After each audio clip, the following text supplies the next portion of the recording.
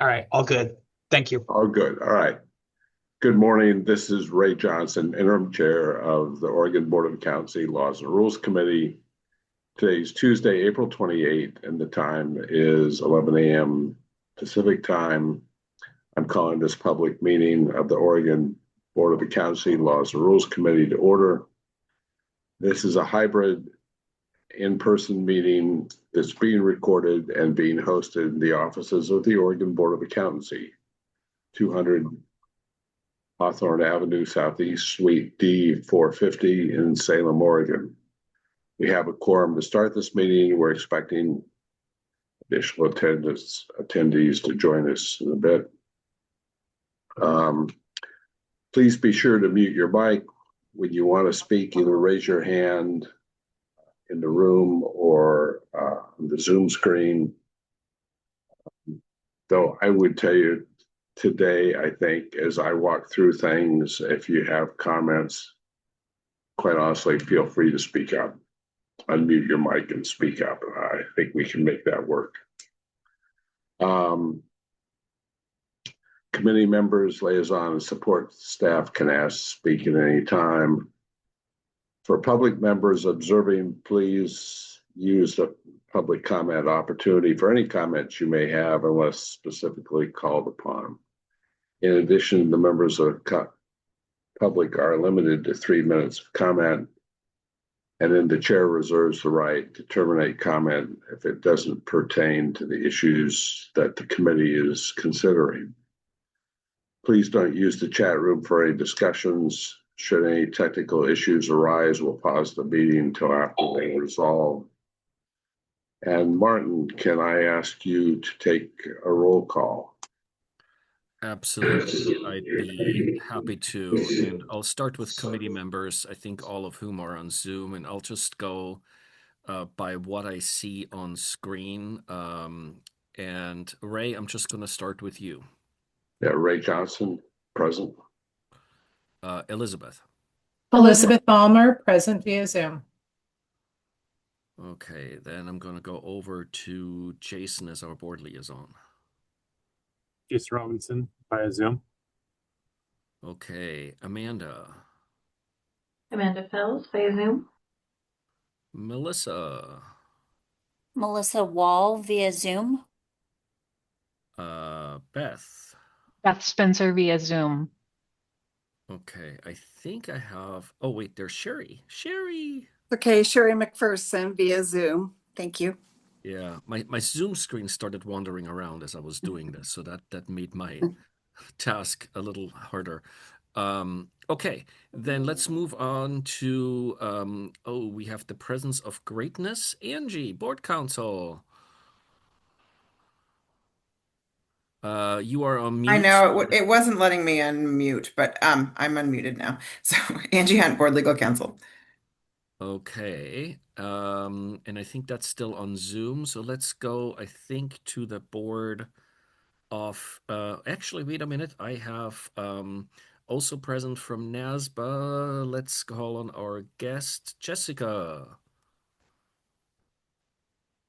Hello, I'm Jessica Luttrell from NASBA. All right. Welcome, Jessica. Glad to have you with us. Yes, it's very kind of you to be here. And then let's see here. Let's go over to board staff. Quinn. Quinn Stoddard, board staff, present via Zoom. Hello, everyone. Well, present via Zoom and at the office. So, and Shelley. Good morning, Shelley Ostrom, present via Zoom and at the office. Okay. Did I miss anyone during roll call? Ray, I believe we do not have, the roll call is complete. I'll turn it back over to you as our interim chair for the LRC.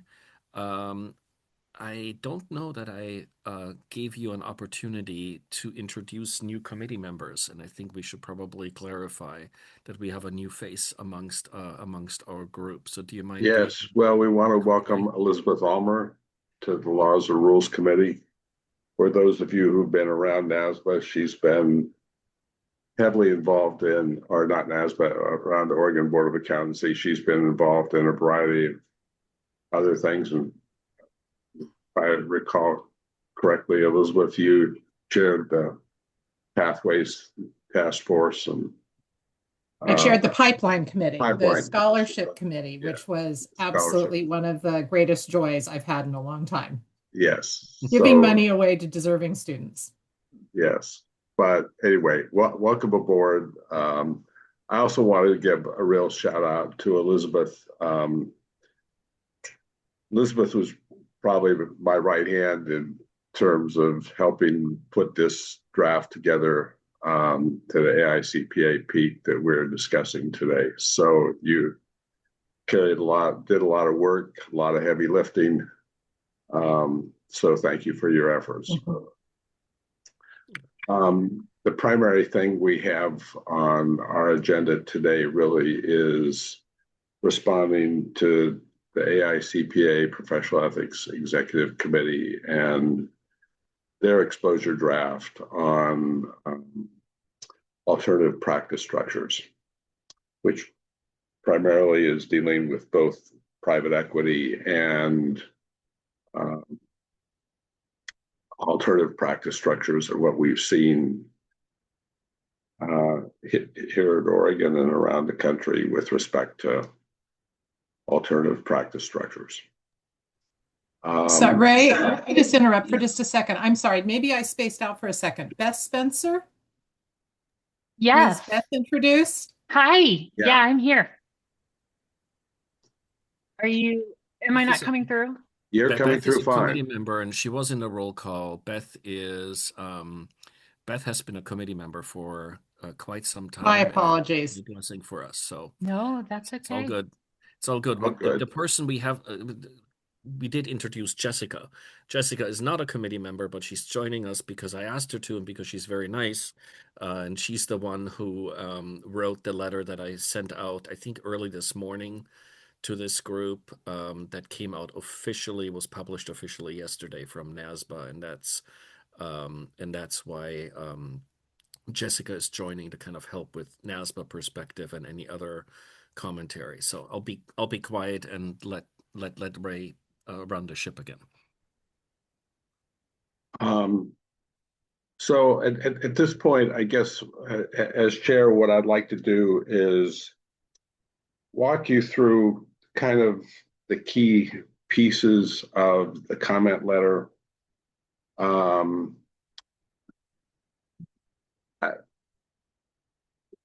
I would have to say when I first picked up the exposure draft, I spent about a day and a half with it. And at the end of that time, I turned to my wife and I said, if I was trying to teach this, how on earth would I do it? And I felt like it was a real challenge. I sat in on a couple of Zoom meetings about it. And after being in the weeds for literally several months, I think I've got a better handle on it primarily by reaching out to Jessica on some things, reaching out to Elizabeth. We've gone back and forth. Quite honestly, I would tell you that the draft you're probably looking at today is draft number 6 or 7 that we've passed back and forth with a lot of commentary. Martin, thank you for your input. And I want to open, as I walk through things, please feel free to slow me down, stop me, ask me to explain things if you've got questions at all. The letter is really broken into 2 major pieces. There's a upfront series of high-level comments, and then we answer the specific questions that were in the exposure draft. I think there's 18 questions in the exposure draft. I'm going to walk you through the high-level comments and then try and connect them to specific items in the exposure draft. And once again, I want to say, as I walk through this,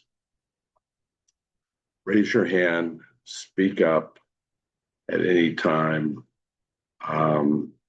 Bring your questions. Hey, Ray, before you get started, can I just add Yeah. one process piece? So before we get into the detail, I want to just clarify kind of the sequence of events here, right? Because what we're doing Yeah, today sorry. is you said, no, that's great. I just so for folks to kind of process this, right? What we're trying to do today is essentially go through the draft and figure out, is the committee on board? Do we want to make tweaks, right?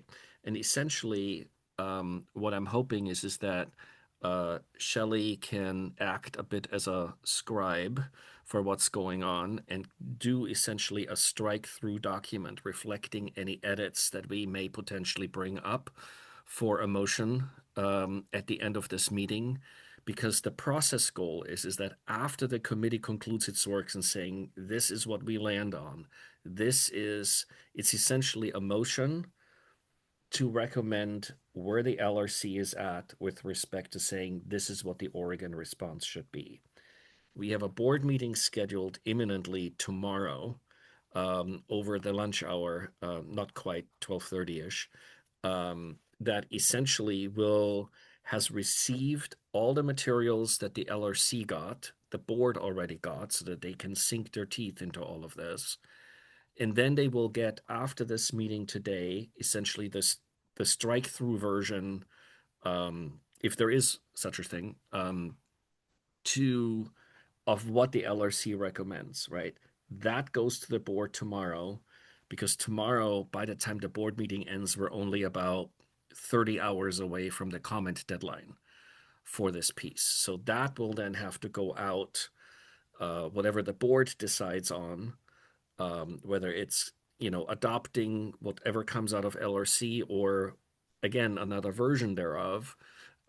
That's what ends up, getting fed into the AICPA response piece. So just wanted to very briefly kind of give that process overview of kind of how today fits into the Oregon piece, and how the Oregon response gets crafted. So Ray, sorry to interrupt you one more time, but I thought I'd get that on the record before we get into the weeds. No, that's fine. And I think one other thing that, as I think about it, may help, if Shelley, if it's all right, maybe I'll put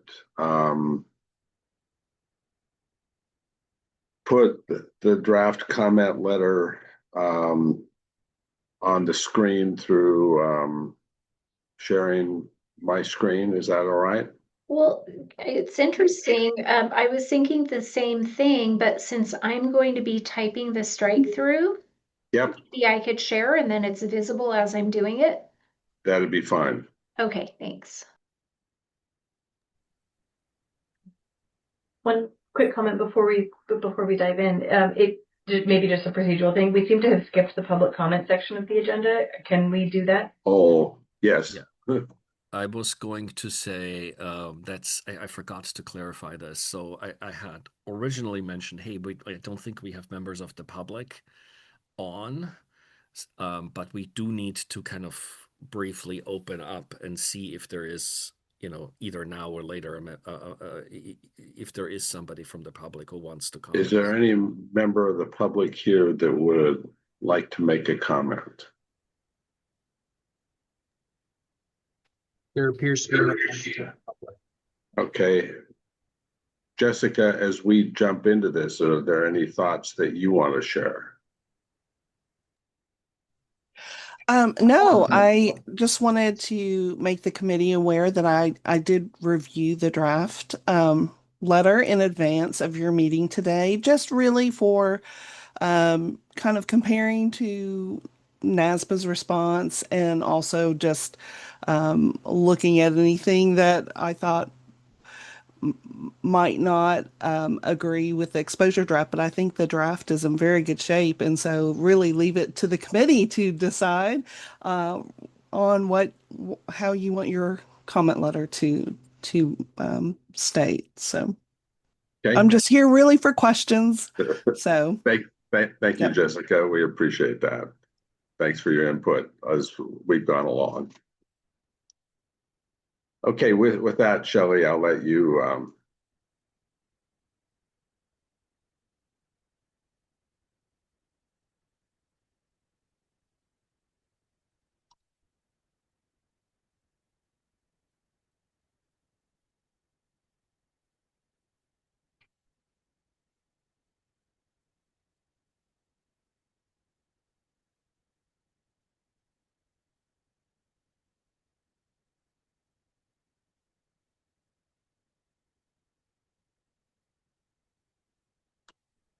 okay.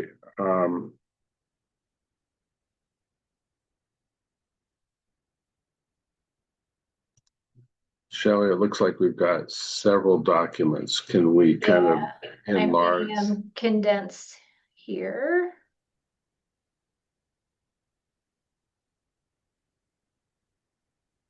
Okay, should be down to just the main one. Is it pretty clear? Do I need to make it bigger? Yeah, if you can make it larger, that would be helpful.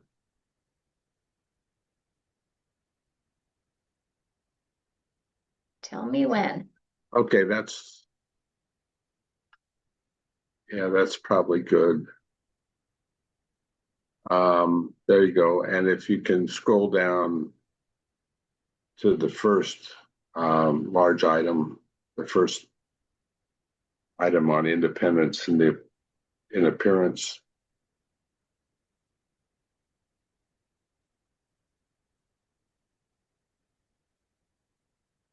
Okay, right there. Thank you. So Ray, if I may, Yeah. we spent a lot, this is really just for the rest of the committee. Ray and Martin and I spent a lot of time discussing really a fundamental concern that we have with the document, which is that it is really the exposure draft is really focusing just on independence. And we wanted to be very clear that we felt there was a broader concern, which is the use of the alternative practice structures in a way that really results in the potential for, at a minimum, the appearance of influence by private equity. And so we really framed our entire letter with that in mind. So I want to just make sure that that's out front there and that all the committee members are aware of it. Thank you, Elizabeth. And,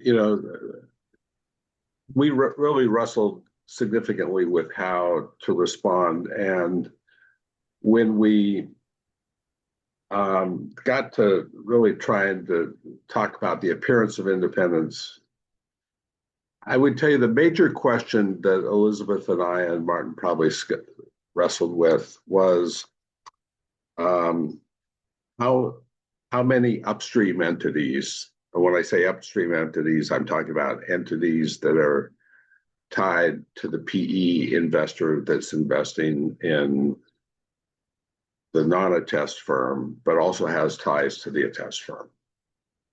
And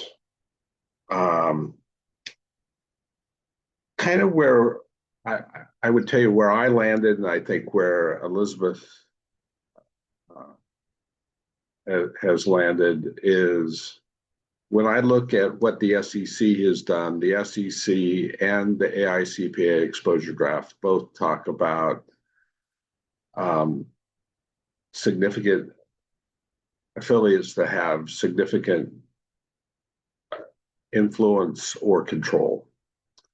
And we debated about whether we continue to use that because I don't know how well the public understands those concepts. But we felt that because the SEC has used those for so long and that it's worked well in that context, that we should stay with that. What you'll see, and Shelley, if you can scroll down into our questions and answers deeper in the document.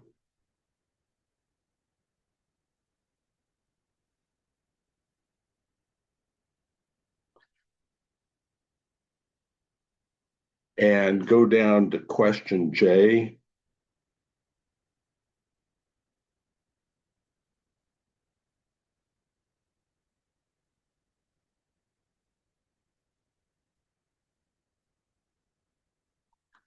There we go.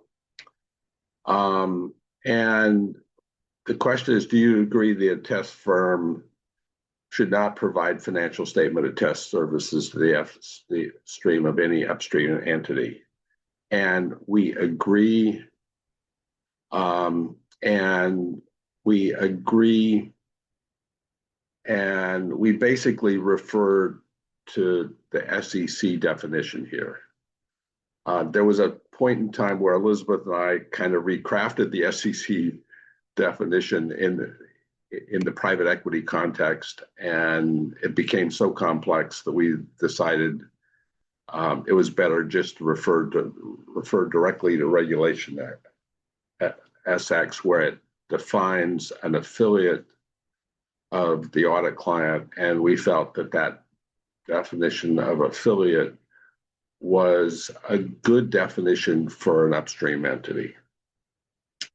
A question that I have for the group as you look at our response to item J, the question is, do you agree that should not provide attest services to an investee if it's an upstream entity?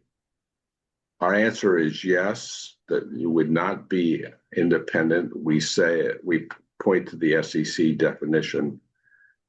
Is it clear in our answer that any entity that would be an affiliate under Regulation SX,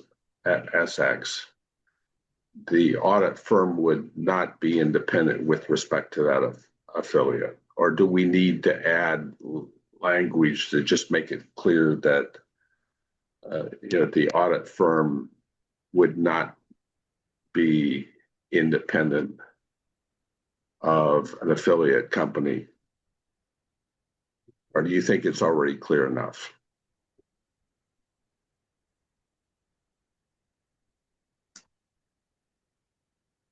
So what's a little funny about this is that the way and I realize this now that I'm looking at it with a little distance, we were pretty close to it.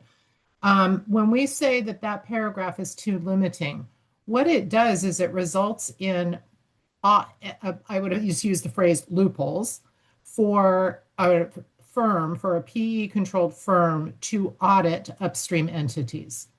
We believe that the SEC definition, which is broader, their definition of affiliate is broader, that would result in it being more difficult for the firm to audit an upstream entity. So it gets confusing just because of the language in here. We believe that the exposure draft definition is too permissive. I would also go on to say, I debated in my own mind whether at the end of the last sentence, we should add the language, and it should be clear that the auditor is not independent of these upstream entities. Or is it sufficient the way it is? So one quick question, and kind of dovetailing into the NASBA response that came through this morning as well. So this particular regulation, is this the one that uses that 20 to 50% ownership threshold, or is the one that uses the 5% ownership threshold? Significant influence uses the 5%. Okay.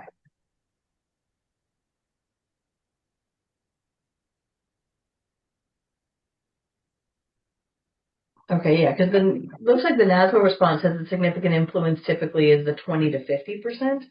That to me seems high in this, and where they suggested maybe using like a 5% beneficial owner threshold. Mm-hmm.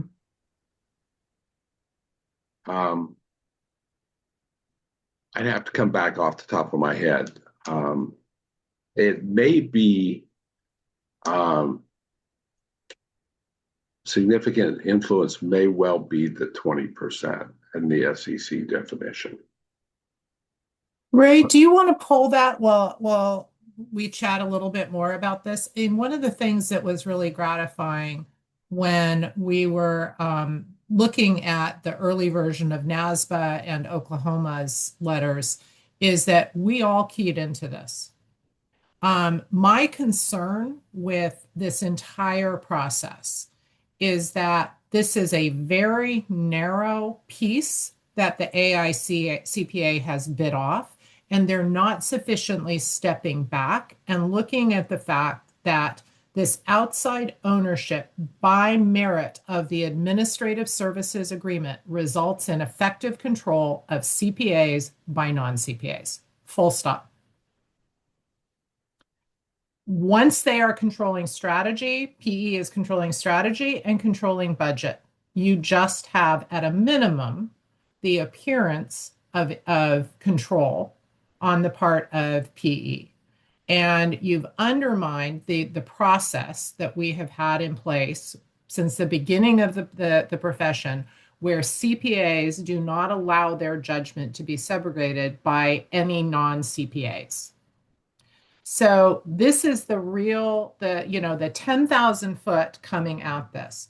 So when I look at the fact that we all have different definitions, slightly different, we meaning Oklahoma, Oregon, and NASBA, that all three are coming at this with slightly different definitions, but all jumped on the fact that absolutely we need to be more restrictive with the ability of a PE-owned firm to audit upstream entities of their PE owner. That was gratifying.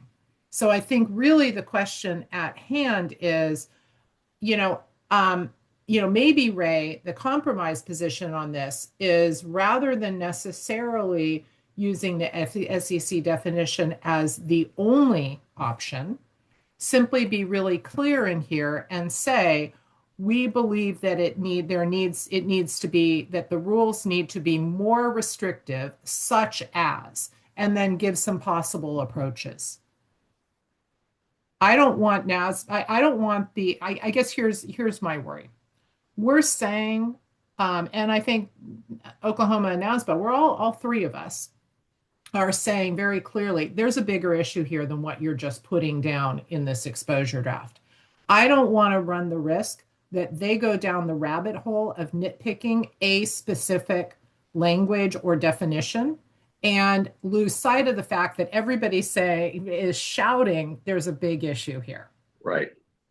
Now, and by the way, I didn't share my background. I've been researching this area for about 2 years and heavily. So I have academic research in process that comes to bear on this.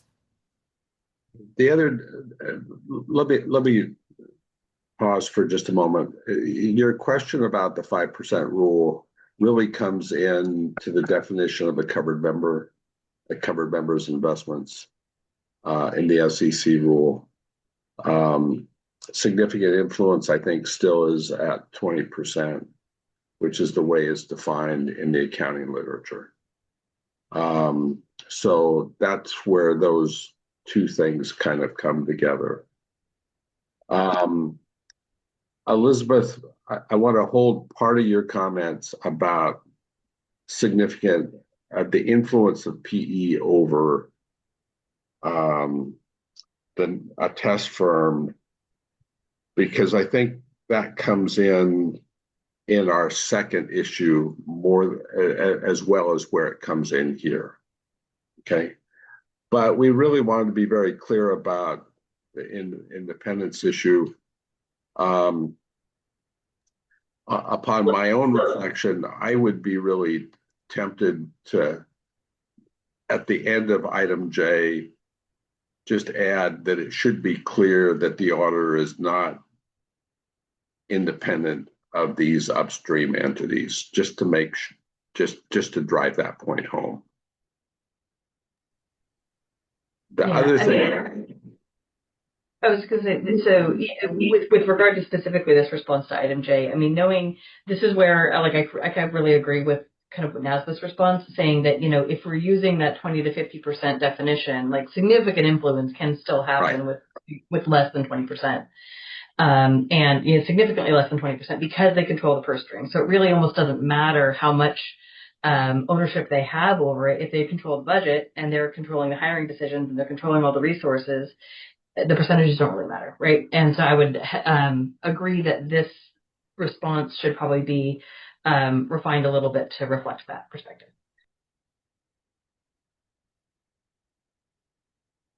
Okay. What's the language edit that folks would suggest that Shelley should reflect in there? Because I want to just say, Amanda, thank you for just putting it very simply so that even somebody who's not walking in these waters every day can understand it.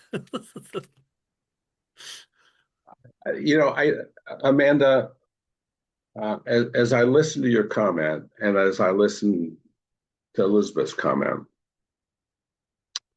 if we have an undue influence threat where PE is controlling budget, PE is controlling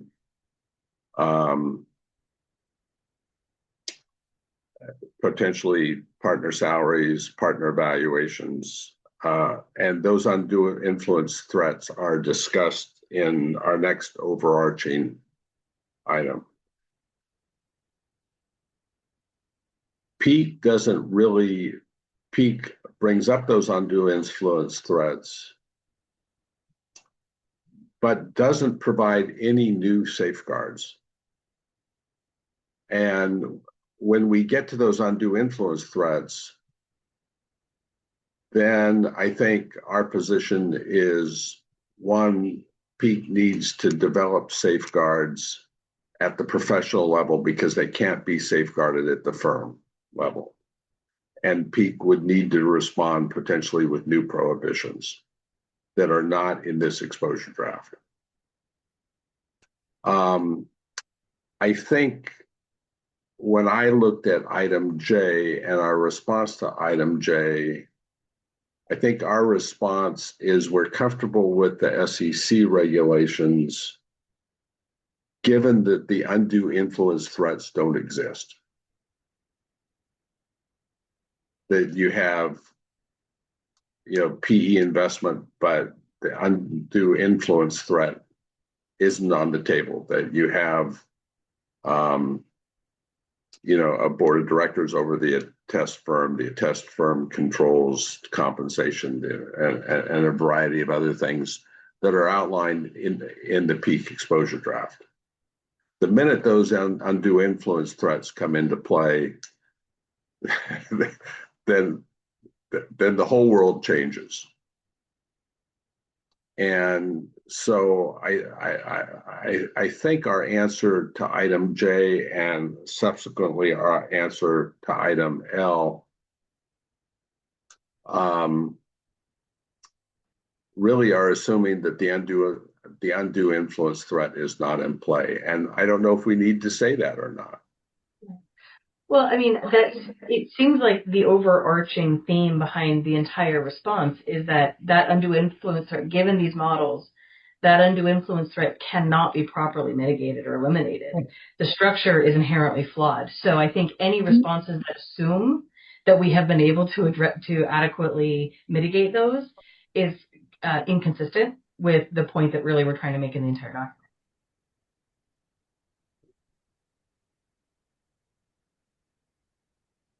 Do you have suggestions on how you would like to see us revise the letter?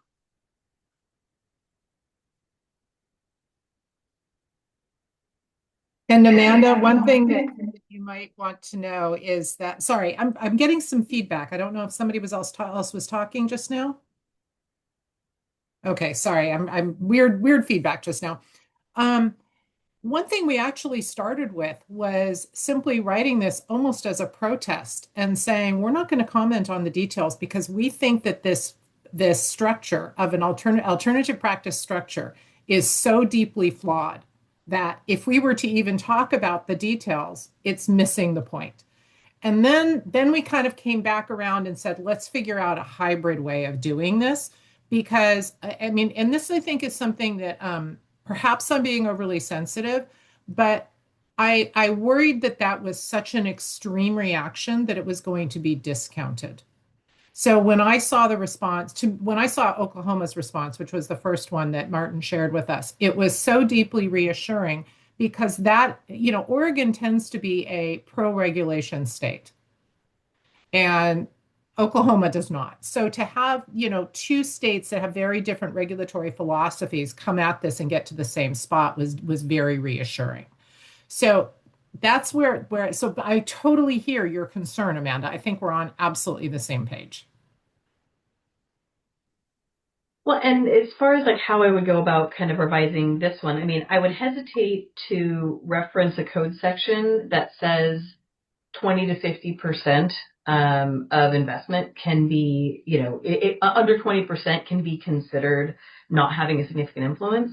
I feel like that's misleading, potentially. And so, NASBA suggested maybe like a 5% bright line, or if we feel like we need to ask them to define some type of a bright line percentage. I mean, I feel like the 5% that they suggest, I think could be an appropriate number, and makes it easy to enforce. The way that they've outlined it, I think is really well thought out. If we don't necessarily feel like we need to give them an ownership percentage, and we can maybe,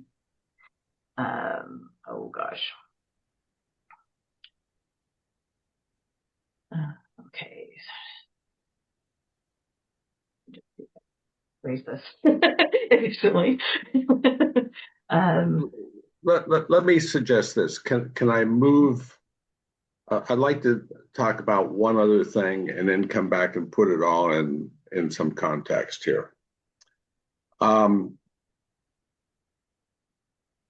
we scroll down to item L?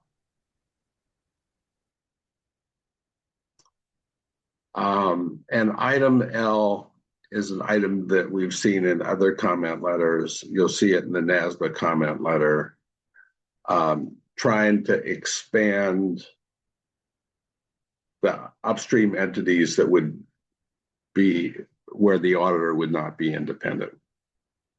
And this is kind of an and versus or. And AICPA took the position that you had to, one, have significant influence and it had to be material. Whereas we're saying if the PE investor has significant influence over an affiliate upstream entity or is material, the or is important in terms of bringing these two things in. I think that the way our current draft looks at the independence issue is we look at, one, trying to use the SEC rules in part because they're tried and true, and two, make this change the and to an or. Now, the one thing we haven't done is talk about, and the thing we talk about later is the undue influence threat. So a third alternative is the Oklahoma alternative that basically says any upstream entity remotely tied to the same PE investor, you're not independent. If there's an entity out there tied in some way, in any way, to the upstream investor or to the PE investor, you're just not independent of it. I feel like that is consistent with the conversations that we've had on this topic in the past. Agreed. Okay. That's Spencer. Agreed. I don't think the public would understand the subtleties of, oh, well, they only own X percentage or what. It's just like they're connected. How can they possibly do an independent audit of this? Jessica, can you maybe weigh in on NASBA's logic on the 5%? I think that could help us understand better what our choices are. Well,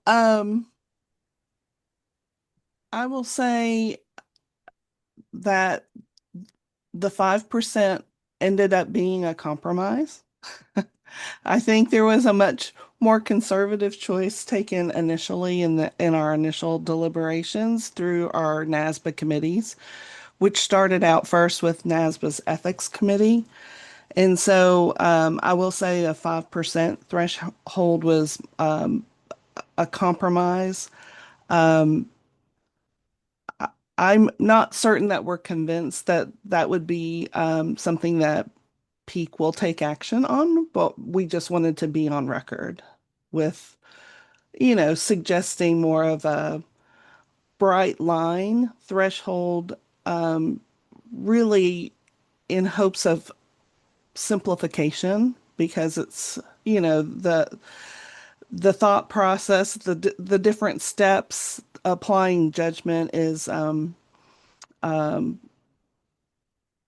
very principles based. And so the suggestion of the 5% was in hopes of maybe, throwing out an option for simplification.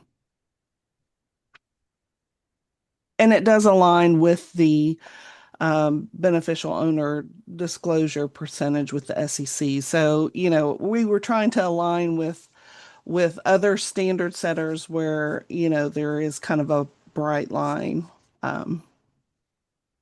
threshold included. Is that helpful? Yeah, that's very helpful. That is helpful. One other thought with this, and just in terms of practical application and what I have seen primarily through my research, is the smaller the firm, the larger the ownership share by PE. I think that's pretty much it's a fair statement. There's an inverse relationship. So the larger firms have, you look at, for example, just sort of across industries, PE sometimes comes into an organization and the organization ends up not happy and repurchases the interest themselves, usually highly leveraged. But it seems to me that the biggest threat here is with smaller entities, smaller firms. And so if you look at this and you say the 5%, that means the entities most at risk, the CPA firms most at risk, are going to be protected. But I do think, in looking at this again, I don't think we're sufficiently clear that we want the rule to be much more restrictive than it currently is.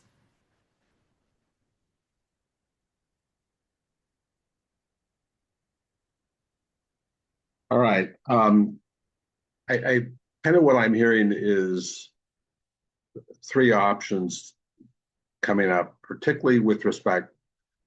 I think what I'm hearing is when we talk about upstream affiliates, rather than use the SEC rule, use the 5% rule with more of a bright line test. Leave our comment in on the and versus or. And so the real question is, A, leave it as it is. 2, go to a 5% rule. Or 3, take the Oklahoma approach that basically says any connection to the PE investor, you're not independent. So I guess what I'd like to do is take a vote.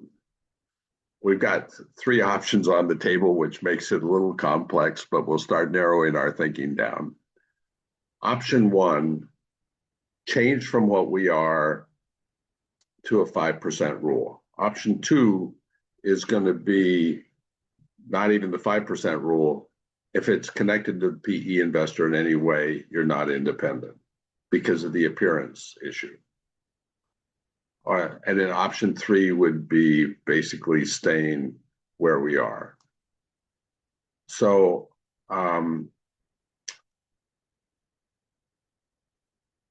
can I just take a straw poll and see where we are? Jason has his hand up. Did you want to say something, Jason, before we do that? I would love to, if I can actually Yeah, do that. I'm sorry, yes. I missed your hand, No, Jason. It was hard to see. you're fine, Ray. So just a quick statement real quick, and this is me, I'm not speaking for the board, but when I read over this version before comparing it to NASBA and Oklahoma, I loved Oregon's voice in here. And I think that we should be discussing this as to where our voice wants to be, not in comparison and changing it to mimic somebody else's voice. That's all I wanted to say for this. I think we should be looking at it as, do we want to modify anything? Does anybody have any qualms with this document as is? Or can they word it in a better way for the bigger audience to understand? Because I think NASBA has their voice and the way they want to present stuff. Oklahoma has theirs. And like Elizabeth was saying earlier, it's interesting how we've kind of set on certain things very similar, even though we're very different from Oklahoma. So I don't think we should try to change too much to be like them or include that in our decision-making process. But you guys do what you need to do. You are the committee here to vote. I guess I'm just a member of the public for this small speech. So Jason, thanks for your input. It's much appreciated. Mr. So Chair. I'm going to go around the room and kind of ask people your thoughts on where you think we should land. It's hard for me to see all the members that are present. So Elizabeth, I'm going to start with you and then go to Amanda and we'll work our way through.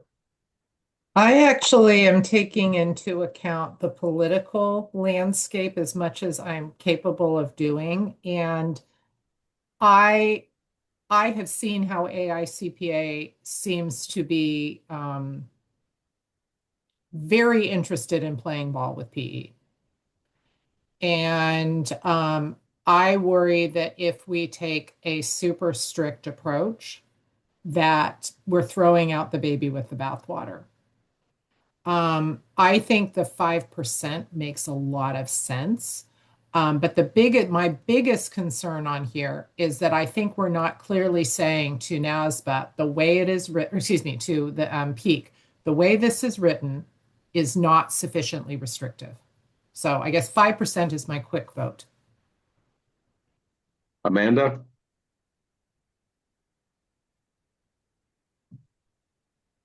I feel like any percent is consistent with where the discussions that we've had in the past.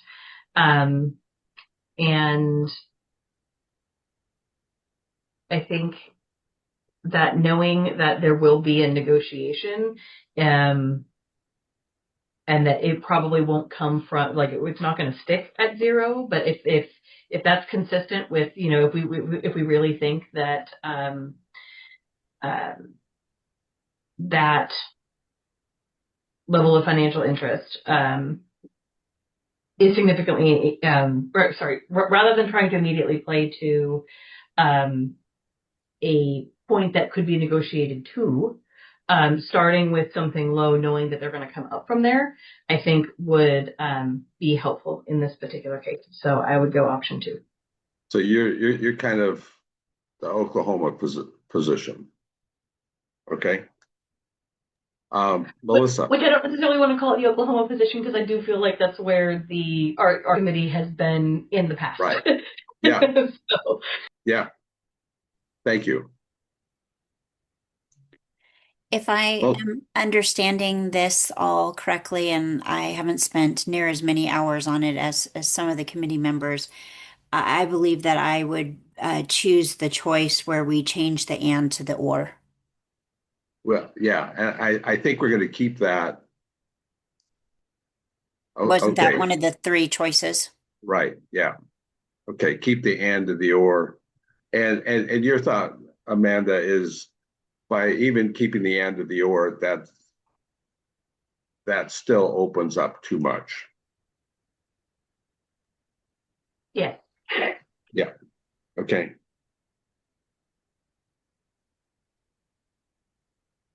Trying to see Beth and then Sherry. Yes. So I got the feedback too, Elizabeth, so you're not alone. I am for option 2, which is the bright line, no, but no percentage is okay. And that is consistent with the conversations we've had. And to your point, Elizabeth, about the political environment, you are right. The AICPA wants to play ball in this area. But I think it's important, and that's what this comment period is for people to stand up, or boards to stand up and say, this isn't protecting the public, right? So we should say what we want. We know we're not going to get everything that we want, but let's say what we want. Let's, and I noticed we've done a lot of wordsmithing in the individual answers to the sections, which is fine. But I really agreed with the opening that was almost more of the protest, because you're wordsmithing something that you don't even like. So don't. Just let's stick to our, not our guns, let's stick to our points and say, this doesn't work for us. We want to protect the public. We think nothing here is acceptable, and move on, and don't provide language wordsmithing. It's okay. Okay, I think Amanda and Beth, you've swayed me. That maybe we should Sherry? get 0.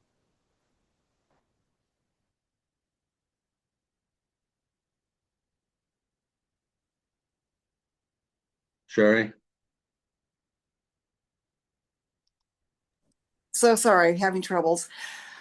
I've done a lot of thinking about this and been through a lot of meetings about this in time. It pains me to say that as a non-practitioner, I feel like I probably should, even though I have deep personal feelings on this and looking at it from bigger picture too, but I feel like I probably shouldn't weigh in on that percentage. That feels like such a cop-out to me not to, but I don't want to misstate anything as a non-practitioner. But I do applaud everybody's thinking around this. And frankly, as a committee member, I have heartburn over this as well. So thank you for the opportunity to weigh in. I'm afraid when we have our technical vote, I probably should recuse, just because I really don't feel in my heart that I have that technical perspective to really vote on it.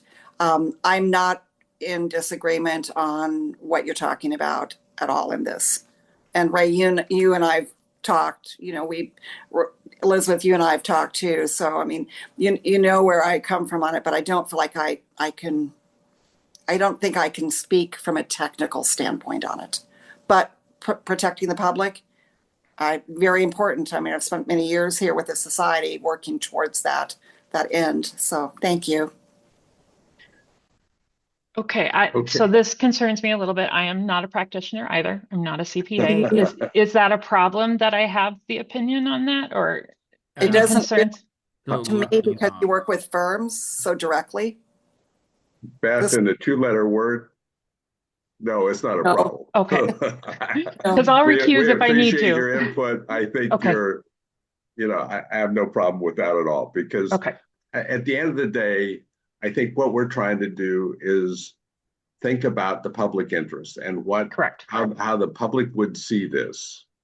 And I think what I'm hearing in terms of the will of the committee is any tie to the PE investor, however remote, and the remoteness can get 2 funds away, right? Or, and it may be, and so I've personally landed kind of where the SEC is, because I think they've had some pretty strong minds in this for a long time. But on the other hand, when I listen to this conversation, it's pretty clear to me that the will of the committee is any investment in PE is too much. And Sherry, you've got your hand up. Thank you. I want to be very clear that I'm not comfortable with all of the finalization of the exposure draft. Let me be very clear. I'm not talking about, that I agree with all of that and I disagree with the Oregon approach. That's not what I'm saying. So, I I just want to be, like really kind of very straightforward on that. And I would say, Beth, I mean, I feel very comfortable just as a layperson to a layperson about what you always bring to the table from technical perspectives because of working so closely with the firms. My role is a little bit different, and I appreciate the fact that I can be present here. So that's where I'm coming from. And I'm not usually without a strong opinion, so this is a little awkward.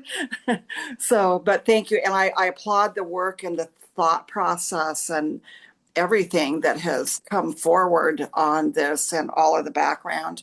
I appreciated reading through Oklahoma's, so anyway, thank you. Feeling a little awkward, I think, like I said, because I usually have an opinion. So,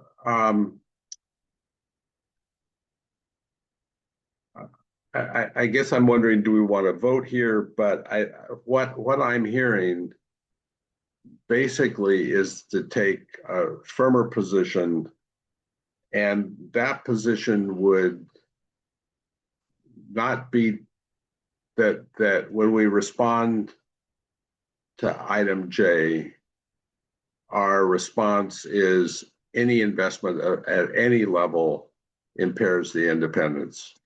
And when we respond to item L, we don't want to go with the and versus or. Again, we're saying any investment, any upstream investment of any amount impairs from the public perception of independence. And that, can I have a motion to that effect that we would vote on?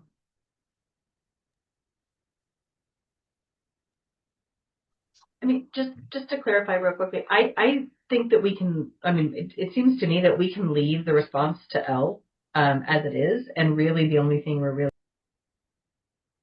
so that we're not necessarily, and so that we're saying that significant influence is any type of investment. I think we can leave L with the and or as it is. Okay. All right. And basically say with item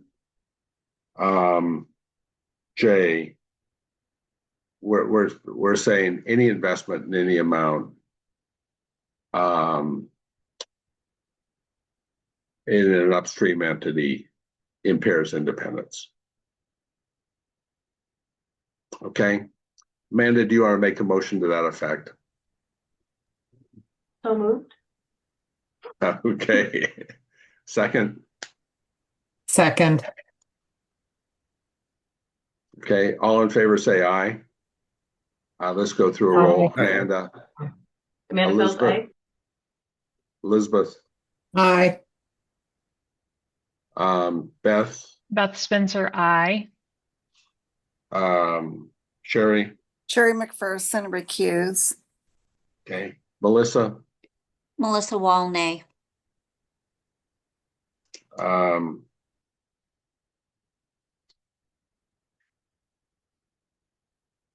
Ray Johnson, I'm going to say aye. Okay. So I think we've got 3 ayes, 1 nay, or 4 ayes, 1 nay, 1 recuse. Okay. So with respect to the edit, so are we simply adding then a sentence to the J? We're going to have to rewrite J.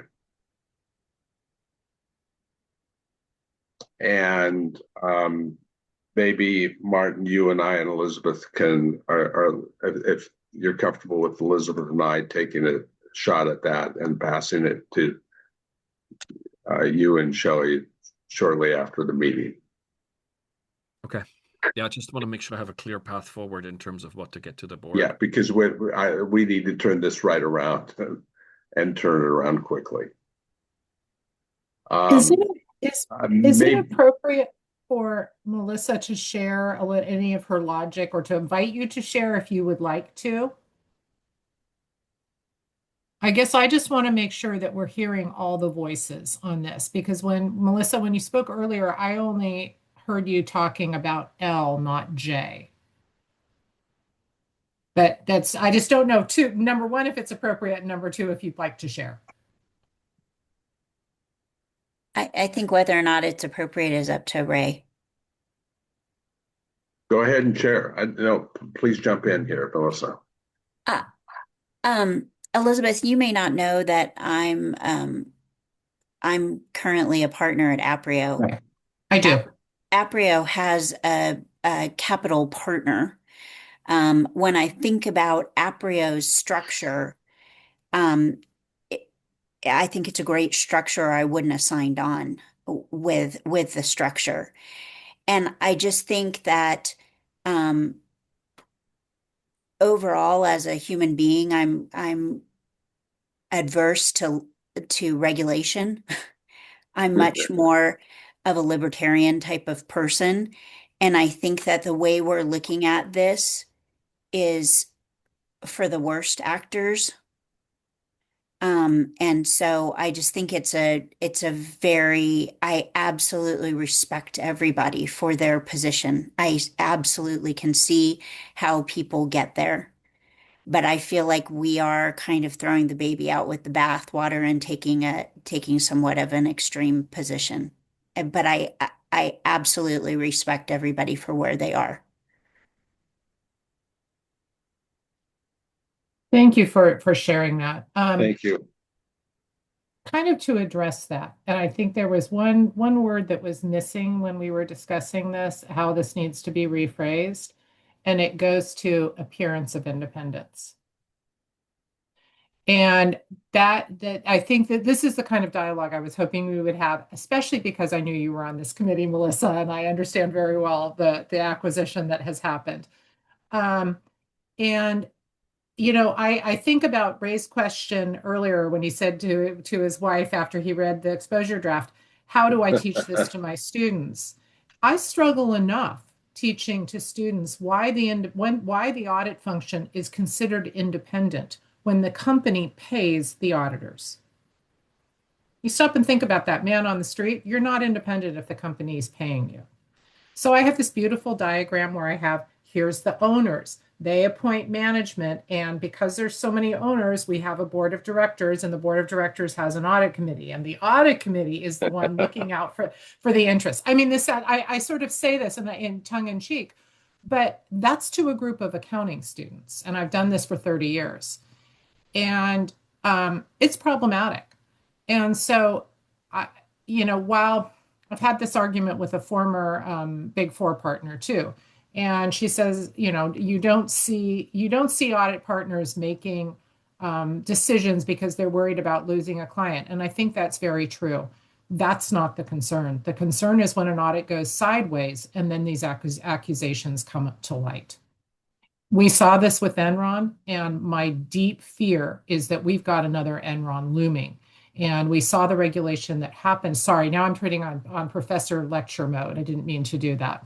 But you see, we saw the regulation that occurred after Enron. So I just want you to understand that's the perspective that I'm taking on it, not the perspective of, is an individual practitioner going to do what's right? I think by and large they are.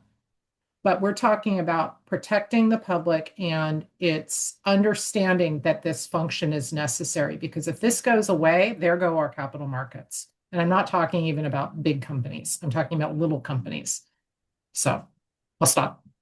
Yeah, but and Elizabeth, I appreciate where you're going, and you're teeing up the next item, which is the undue influence threat. And I guess, you've got me thinking two different ways. And, in some ways, when the undue influence threat is there, all bets are off, right? When the undue influence threat is significant, independence is impaired, integrity and objectivity is impaired, which is even more significant. If the undue influence threat is not present, the question to me is, and I guess I'm going to reverse my vote. I won't change anything. I'm still comfortable. I think the SEC has thought through this enough that, that's why I kind of like where we are. I could be comfortable with a more restricted 5% rule, but I think either way, the motion has carried with the number of people. We've got three of us pretty clearly on it's, any percent is too much. With that in mind, I'd like to go and Shelley, if you can take us back to item 2. Ray, Melissa raised her hand again. Oh, I'm sorry, Melissa. I didn't see it. Not everybody's showing up on That's totally okay. On my screen. I think that integrity is one of the greatest traits that we need to have as a profession. And I think, Elizabeth, that is the siren call to those who are in education and training our next generation, so that when they're in situations, they're thinking for themselves and they're thinking with integrity. I think we have to guard against putting forth regulation for the worst actor out there. And perhaps you would say to me, you have to guard after putting out regulation for the best actor out there, which might be my intent, that I hope that we're acting as a profession with integrity, and therefore we don't need to limit the choices of our people. But I think that on the flip side, is making sure that we're not limiting choices because we're regulating for the worst actor. So.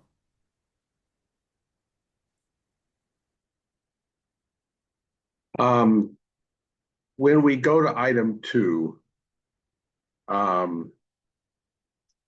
item 2 basically is addressing the issue that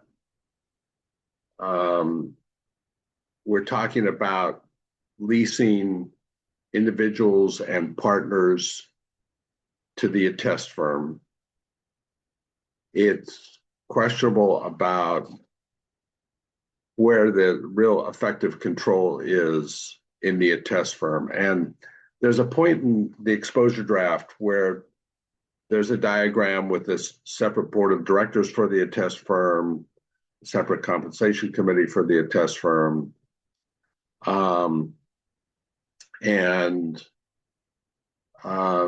This is going to the issue of, where effective control is, which is of concern. And I think from what I've heard, there are firms that are trying to set this up and do it right and try to have some substantial control by CPAs in the attest firm. We've also heard at an earlier LRC meeting about private equity coming in and basically meeting the majority of CPA ownership by having one CPA in the test firm. Everybody else is leased, where the attest firm is essentially a shell. And that's probably happening more with the acquisition of smaller practices than larger practices. Where this leads us to, and a concern that in drafting this letter we felt very strongly about, and is not just in recognizing the effective control, but the issue of the undue influence threat. And so if you take us down to item F in our response to questions, where we say, do you agree that an investor does not provide professional services? Their activities are limited to investing and advising on board. We strongly disagree with that. An investor dictating strategy and budget must be treated as a network firm. And then we refer ourselves to item M, and I'm going to drop down to item M. And item M, do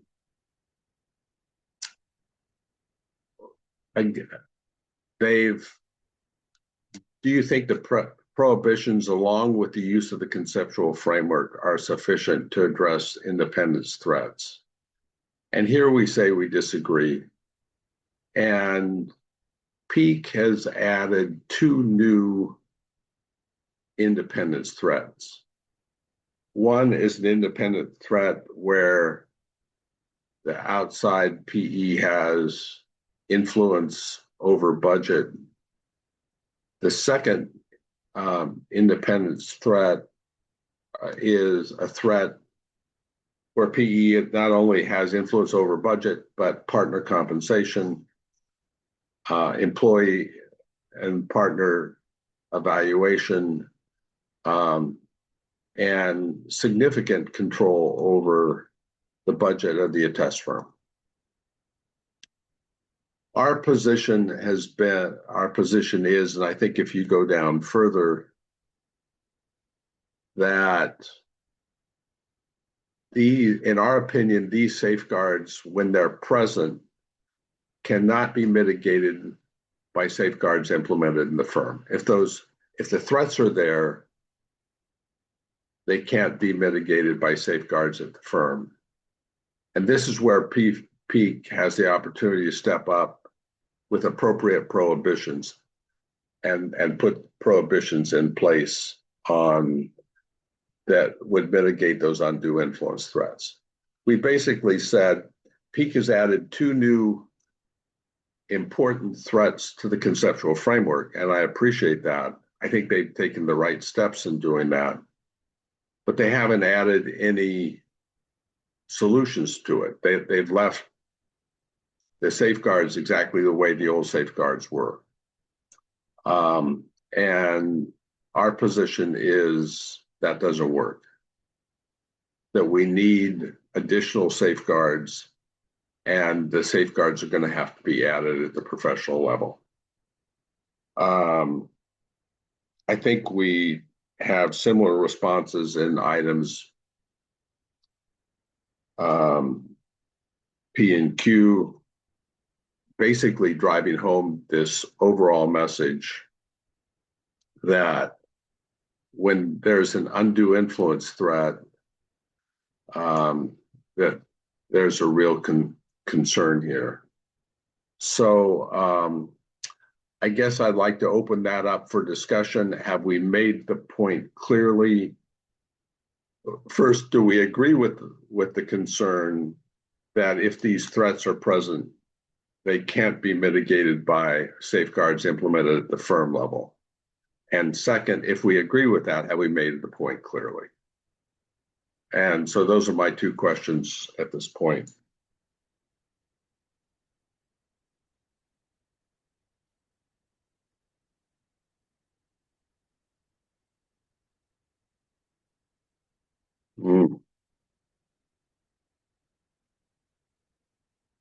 I did not hear anything. Is my question clear? I have some thoughts, but I'm trying to give other people an opportunity to share theirs first.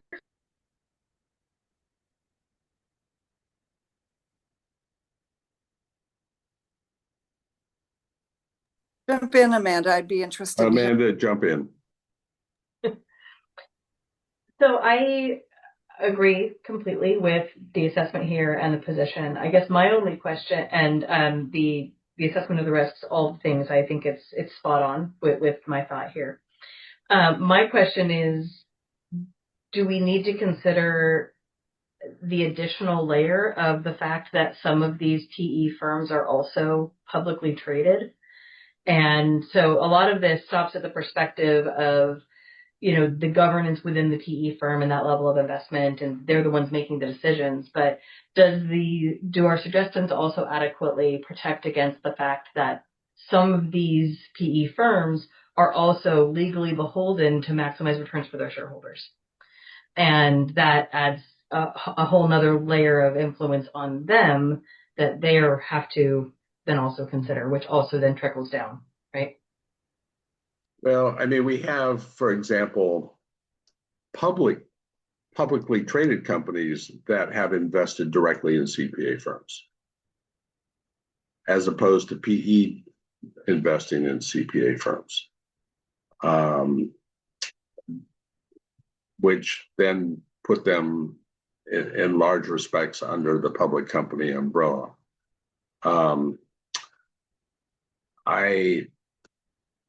I think that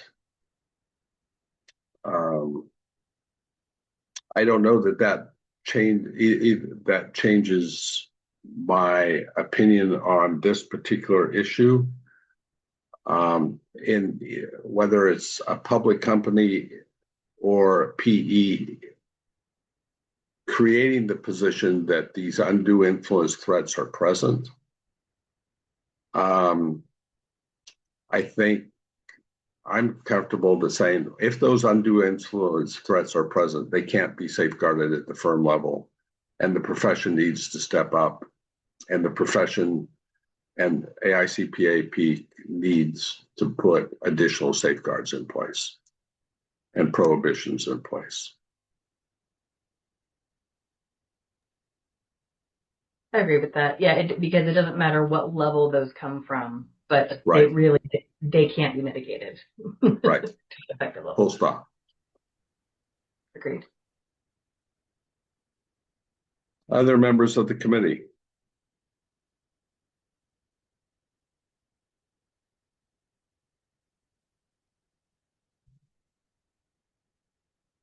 All right.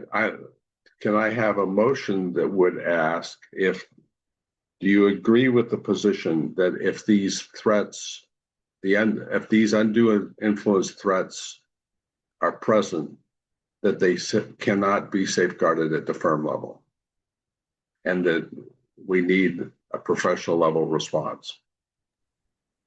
Amanda Fells, so moved. Do I have a second? Elizabeth Allmer, second. Okay. And I'm going to go around the room and ask for a vote. Elizabeth? Agree. Yeah, aye. Amanda? Amanda Fells, aye. Melissa? Melissa Wall, nay. Beth? Beth Spencer, aye. Sherry? Sherry McPherson, recuse. And Ray Johnson, aye. The motion passes 4 aye, 1 nay, 1 recuse.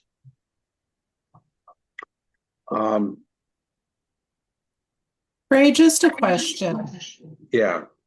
I don't know the process when this comes out of committee and goes to the Board of Accountancy. Do you share the votes with them? I just want to make sure that they have a sufficiently robust discussion, and it seems appropriate. I'll be happy both to share the votes as well as kind of the breadth of the discussion. Yeah, and thank you. You know, I think the board needs to hear all sides of this. I'd like them to have a feel for the depth and the quality of the discussion we had, particularly the last discussion we had was challenging. All right. And if I just may, I think because of the timeline on this, I wonder if it might, because of the timeline on this and how quickly this needs to go through, if it is possible to share the recording with the board and maybe highlight the moments that they want to listen to the discussion. I just really think that when we have a minority opinion, I want to be sure that that's conveyed up. Yeah. Okay, thank Okay. you.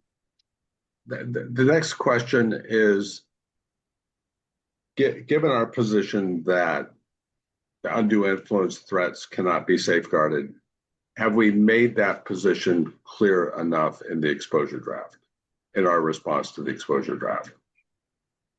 Or on this topic, do we have any other concerns that people would like to voice?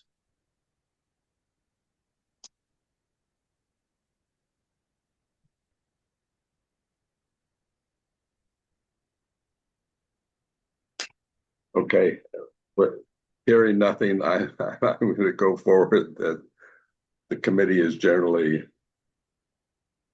in favor of the exposure draft on this topic. Let's go back to item 3, if we can.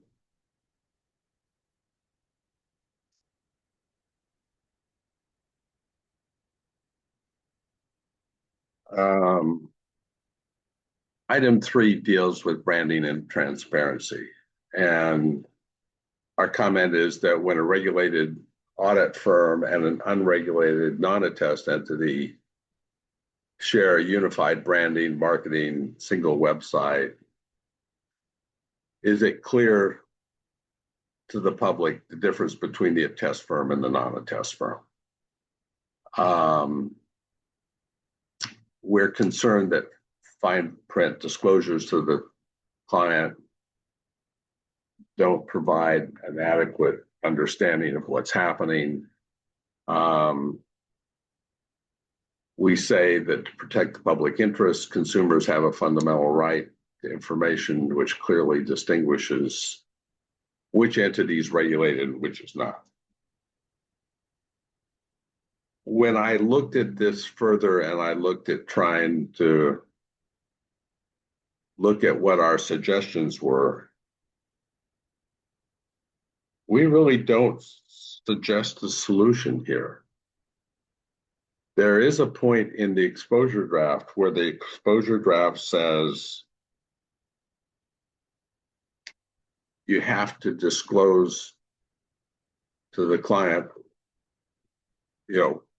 which entity is which. The difference between a regulated test entity and largely speaking, a non-regulated non-attest entity. But we really don't speak to the issue of how it should be disclosed. We have no comments really other than the branding and transparency comment we have here. Are you comfortable with our response to the exposure draft?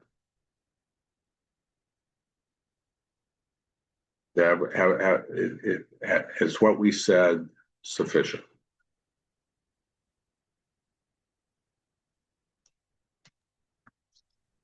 Is there a definition for who is an average consumer? There's not. Because an average consumer who pays 5 to 6 figures for CPA services probably is more aware of alternative practice structures than an average consumer who's going to H&R Block and paying $200 for their tax return. Or somebody that goes to their CPAs and pays $750 to $1,000 for their tax return. Mm-hmm. And perhaps what we're talking about for an average consumer is the average consumer of an audit, and not what Ray and I were just engaging on, which is perhaps a tax client. So an average consumer of an audit, or is it? I'm talking by what I just said. I was talking about a consumer of CPA services for an audit. But perhaps the average consumer is the one who is reading the audit report and what they understand. And maybe that's who the average consumer would be, the person who is digesting the information and expecting it to be independent. Yeah, and in a large respect, I think that's who might be. In the attest function, I'm thinking about who uses the results of the audit. In the small business arena, I'm thinking you have a whole lot of bankers using a whole variety of attest reports. Ray. And in the governmental audit arena, I think it's even murkier yet who our consumer is. Yeah. Martin, you had a comment. Well, I'm trying to kind of figure out a way to kind of fix this, because it seems like part of the hang up here is the word average. I don't know that we need the word average. It can just be the consumer of the service. I appreciate that, and I like that. And actually, I like Melissa's point about the distinction between audit and tax. I think that's a very important consideration, because if it's PE owned and it's taxed, I mean, half of what we purchase is from PE owned entities as a consumer, right? I mean, think about all the businesses out there. The issues really all rest with what's going on in the attest side of things. So I don't know if that should be, I just suggest that maybe that needs to be wordsmith. I think that's a very valid point. Because that's where the public protection really, the concerns with the APS really are not sitting around the tax side of things, never have been. They're really all sitting around the audit side. I would hope my tax practitioner is advocating as hard as they can for me. Martin, what was your suggestion related to the average consumer? I think that for me, it could be as simple as taking out the word average and just leave the consumer, because then it kind of already implies the distinction of, okay, here's the consumer of this type of service, which implies that that consumer might be different than the consumer that runs into H&R Block, right? So I think that kind of solves I think some of Melissa's concern around that piece, because the core issue here for me, and I realize, Melissa, I may be separating from you again at that point, right? But the core issue really is that, how difficult is it to navigate figuring out when are you on the kind of regulated firm side, when are you on the less regulated PE side, because there is no firm registration on the PE side, and kind of figuring out who does what it's a little bit more of a challenge, right? In that in that structure, because you have multiple entities with different levels of regulation.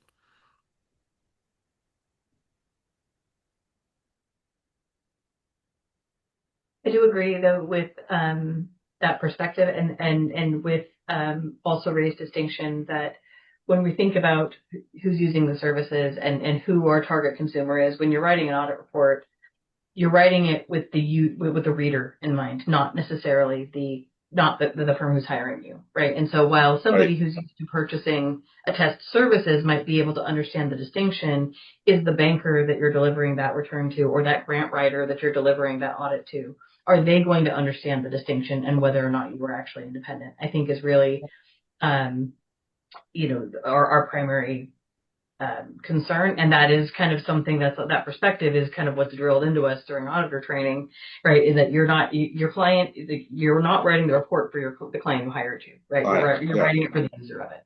So, I guess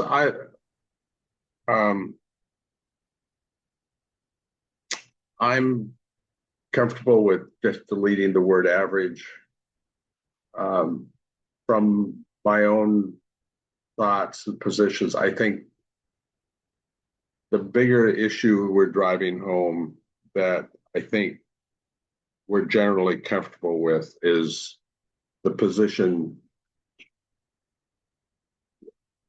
The biggest issue that concerns me the most about this whole exposure draft is the undue influence threats and the lack of a response to undue influence.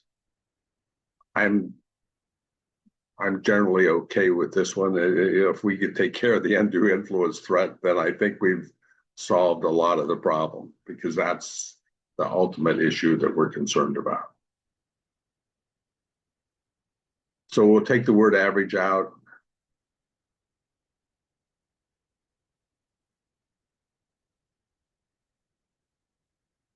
Are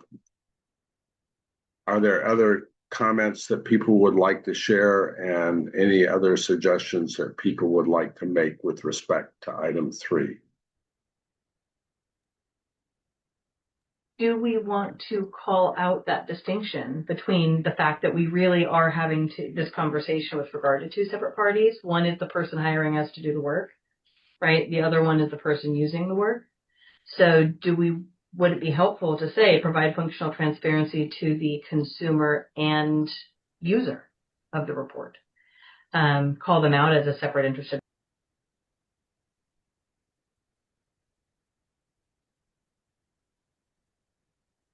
I'd like to hear the comments of other committee members on Amanda's suggestion. I think that it's. Could you repeat? Go ahead. Melissa, could you repeat that? I think that it's a great suggestion. I also think that, we're talking about fine print disclosures. Those are probably in the engagement letter. Those are on the website, but nowhere are we saying that they should be in the audit report. We're not independent in regard to compilation. We're not independent in regard to review. And so really, if we want to provide transparency, it would be disclosed in the audit report somewhere.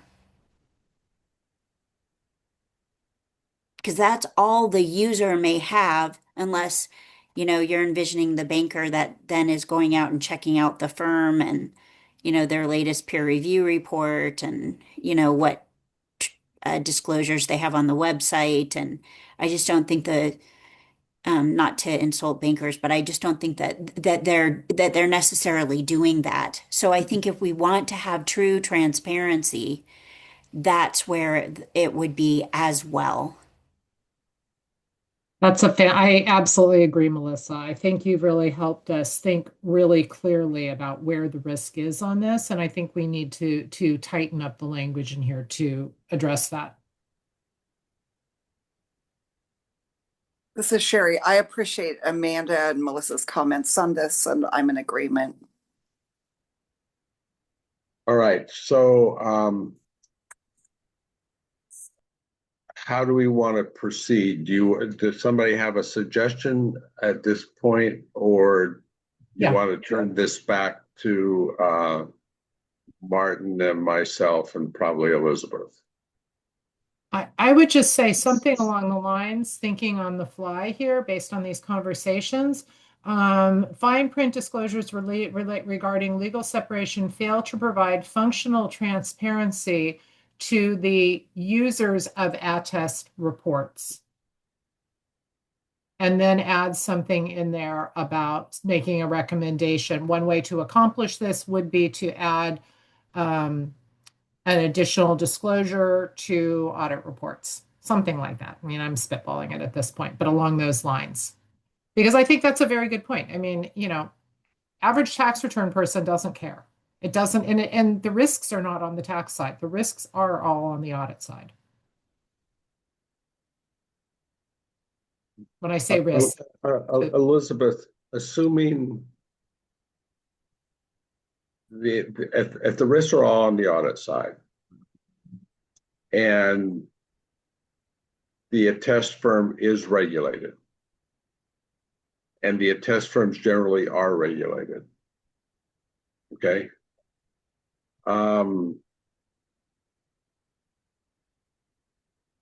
What additional disclosures do you think are relevant?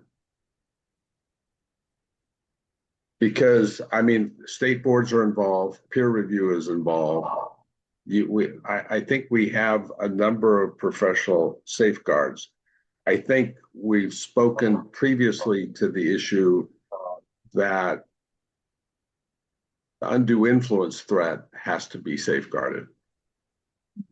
And if we get the undue influence threat safeguarded, what would be the disclosures we'd want, given that our concern is about the regulated firm? Well, I think that's making the assumption that the undue influence threat is going to be regulated. I'm not convinced it is. I think agree we with have to look Elizabeth. at each of these individually. Mm-hmm. Yeah. I think I don't. Go ahead, Lisa. I'm sorry. I think it could be one sentence that is, auditing firm is in an alternative practice structure. Please see additional disclosures on their website. Mm-hmm. And then the alternative practice firm has to have disclosures on their website that have these pieces of information. And I think this kind of gets down to my general feeling. It is up to people to some extent to pull all the pieces together. We shouldn't necessarily increase the audit document, the letter, to have 6 more paragraphs describing what the alternative practice structure is. Right. But I think that we should make it clear that there is an alternative practice structure. And if they're concerned about that, which, they should be concerned about all kinds of things in regard to their audit, then they should do the due diligence to look that up. And that disclosure on the website should be clear. Yeah, and my argument on this is, particularly when you're talking about, for example, boards of directors of smaller privately held entities, boy, they better know what an alternative practice structure is when they retain a CPA, when they retain their auditors. And my concern is that's not sufficiently disclosed. The fine print at the bottom does not explain all the people are housed in the unregulated entity.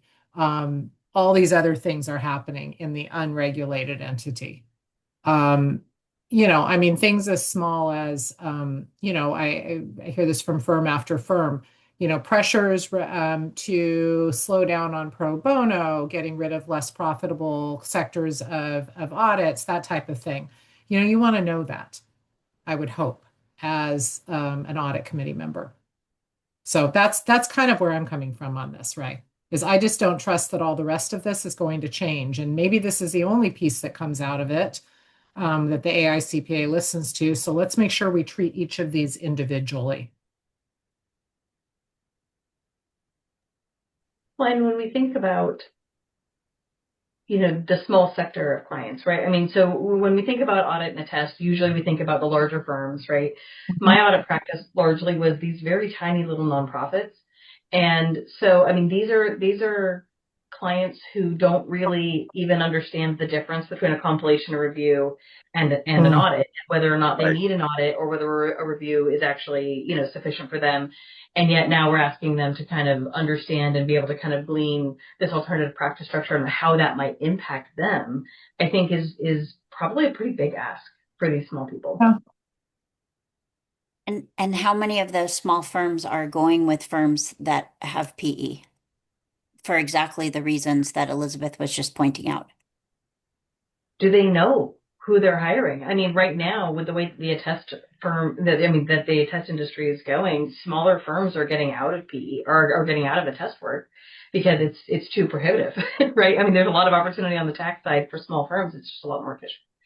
And so it's harder and harder to find non-APS options who actually are even doing attest work. Right. This just feels to me. I appreciate our conversation about, I guess where I'd really like us to focus is if we have concerns about the transparency of APS structures, what do we suggest needs to be done to improve that transparency? What if we just said something, consideration should be given as to the best vehicle to provide information to current and prospective test report users and then we could just say for, one approach may be, I don't think we need to be prescriptive here. I think with that on this one, simply calling out, here's our concern. It has to do on the attest side. There needs to be more information and figure out a way. I'm not convinced that we need to give them the exact answer. Okay. Do you think we've sufficiently done it, Elizabeth, with our comment, the fine print disclosures regarding legal separations fail to provide financial transparency to users of the test reports? No, because that's just calling out the problem without saying what they need. Information must be publicly available to these users as to what an APS is. And I think Melissa, your suggestion makes a lot of sense. I mean, you're right. I mean, we don't need to keep adding language to all these reports.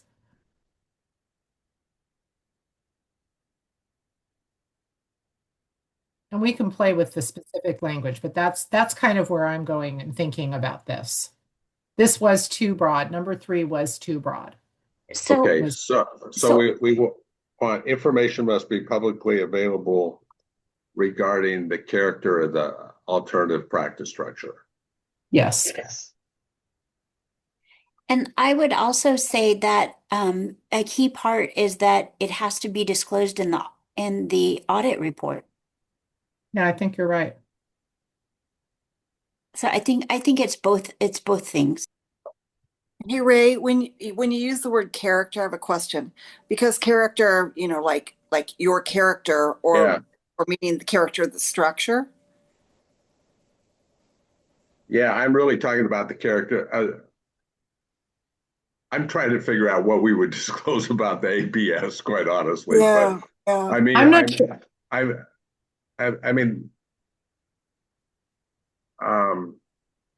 Elizabeth, you said I don't know if our concern is that you have a lot of employees working on the attest report that are leased to, as opposed to employees of the attest firm.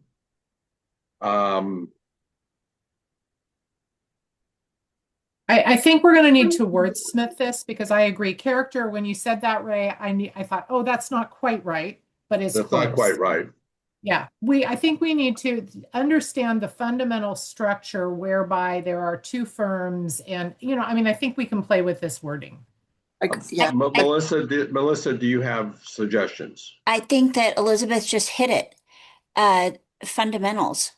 Information must be publicly available regarding the fundamentals of the alternative practice structure. Yeah. And then I would say that the next sentence, this should also be disclosed in the audit report. I don't think the fundamentals need to be disclosed in the audit report. I think that what needs to be disclosed in the audit report is that the assurance firm is an alternative practice structure. Yes. Okay. So simply the fact that the assurance firm is an the APS auditor, structure. the audit report should the audit report should disclose that the attest firm is practicing under an alternative practice structure. Yes. Does that work? Yes. I mean, it takes a 10-second Google search to figure out what an APS is, at least at a top level, not the details, of course. But Ray, you said what I liked about that sentence, the way you said it was further the audit report. I think Shelley, very important to add further to the very first of that sentence. Yeah.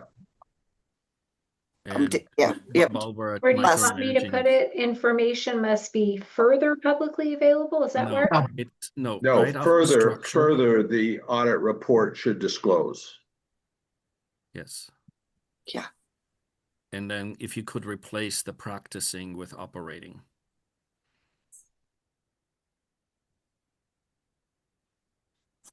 Well, that's a good idea. Yeah.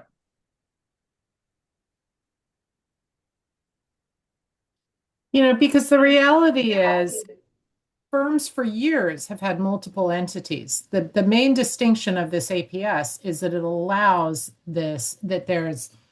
it allows for majority non-CPA ownerships, and there's an operating agreement between the two. And that operating agreement is the tricky link, the one that I would argue creates a shell entity on the attest side, because the control really rests with the non-attest side. But this gives the user of the report enough information that they should be able to go in and form their own decision.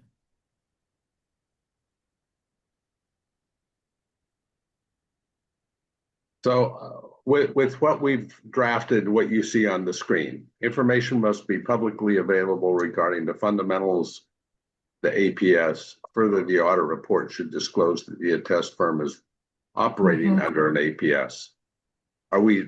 Does that add what we want to add? As a layperson, that feels like that adds transparency to me. Shelley, I would say that in front of that yellow section, I think there's an extra period in there. I'm not trying to wordsmith, but may as well catch it now. So thank you. My proofing brain, right?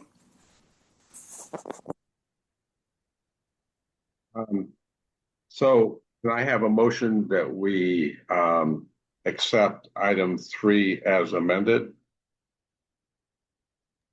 So moved. Second. That's Spencer, second. Let me take a vote on item 3. Elizabeth Almer, aye. Amanda. Amanda Fells, aye. Melissa. Melissa Wall, aye. Beth. That's Spencer, aye. Sherry. Sherry McPherson, aye. And Ray Johnson, aye. Motion passes.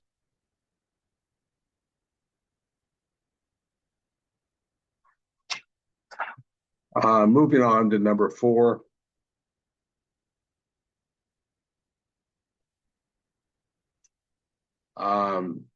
Four is dealing with the whole idea of a shell entity. Now, I think one of the things is Elizabeth and I drafted this. We basically said that under an APS, attest firms may operate as a shell entity, because I think there's a variety of different structures out there. Okay. But we're beginning to see structures, I think, that have a very small number of partners, little or no assets or equity in the attest firm. This is systematically stripping the attest firm of its resources. The structures attempt to eliminate firm level responsibility and place the regulatory burden on the individual CPAs. Ultimately, this precludes harm shareholders from meaningful financial recovery in the event of an audit failure. This has become a concern that appeared, I think, I would tell you it first appeared on my radar screen when we had a public member who's a CPA speaking to this exact same issue. And as I've talked with colleagues around the country, I think this is a concern from the very nature of how some APSs are being put together. I think this is an issue, and I think as Elizabeth and I put this response together, our thinking is this is an issue that's quite honestly overlooked in the exposure draft.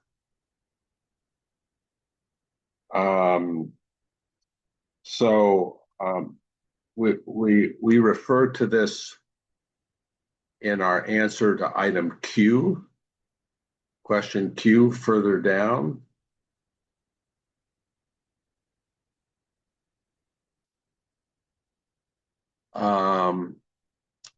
And we refer back to our high-level concerns of that fails to address that the exposure draft fails to address the overarching threat of a shell structure itself, that and who holds effective control. And I think we drilled down into this a little deeper here. So my question for you is, one, do you agree with our comment? And two, have we adequately expressed our concern to Pete? Because this is an issue that really has not been taken up in the exposure draft.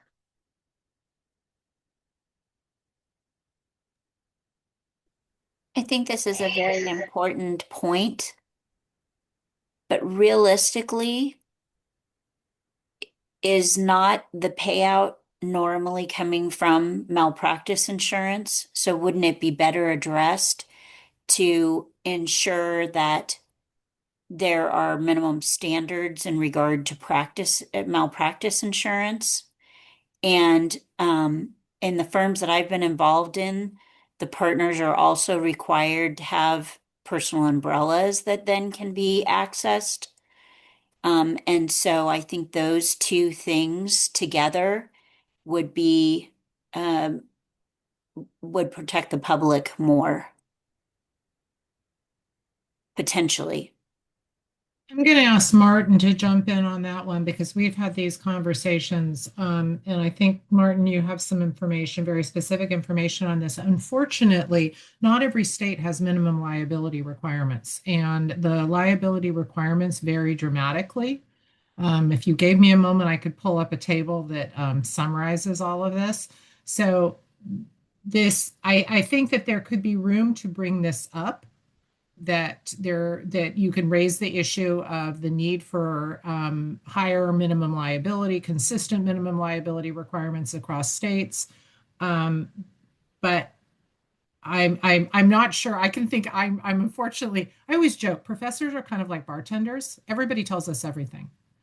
And unfortunately, I know too many stories of firms where that minimum liability insurance did not take care of things.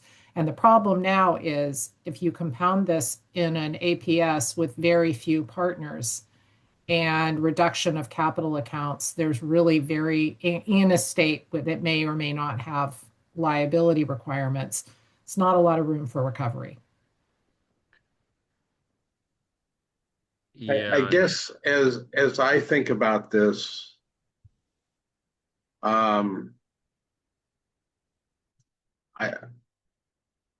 my concern is this a threat to the auditor's independence? Is this a threat to acting with integrity and objectivity?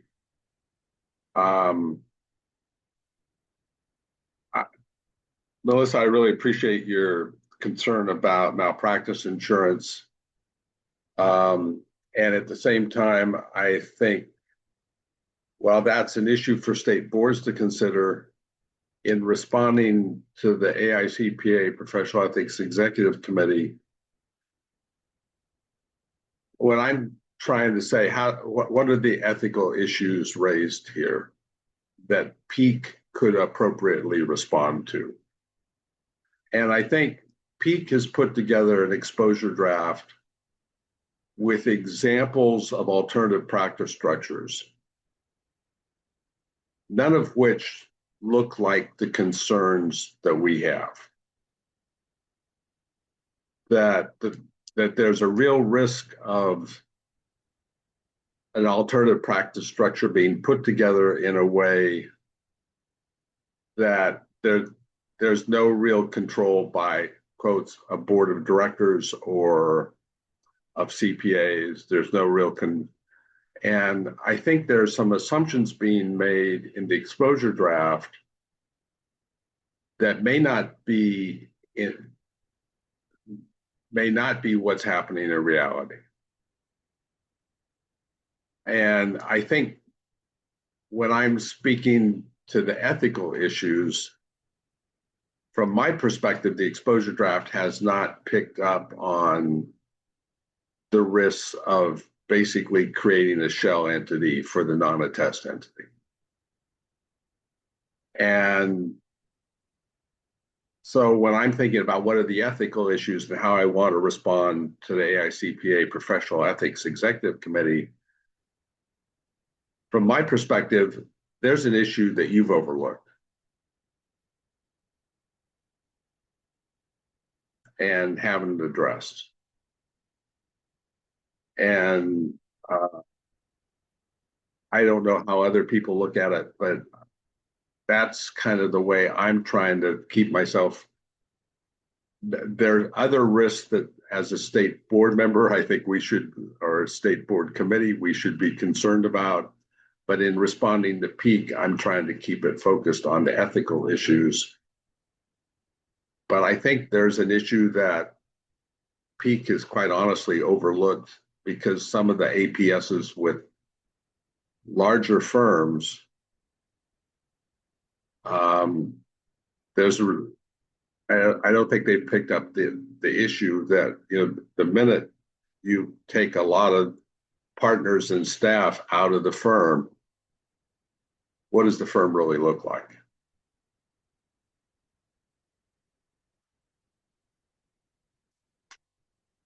So I want to keep us focused on how we respond to peak. And I welcome your input.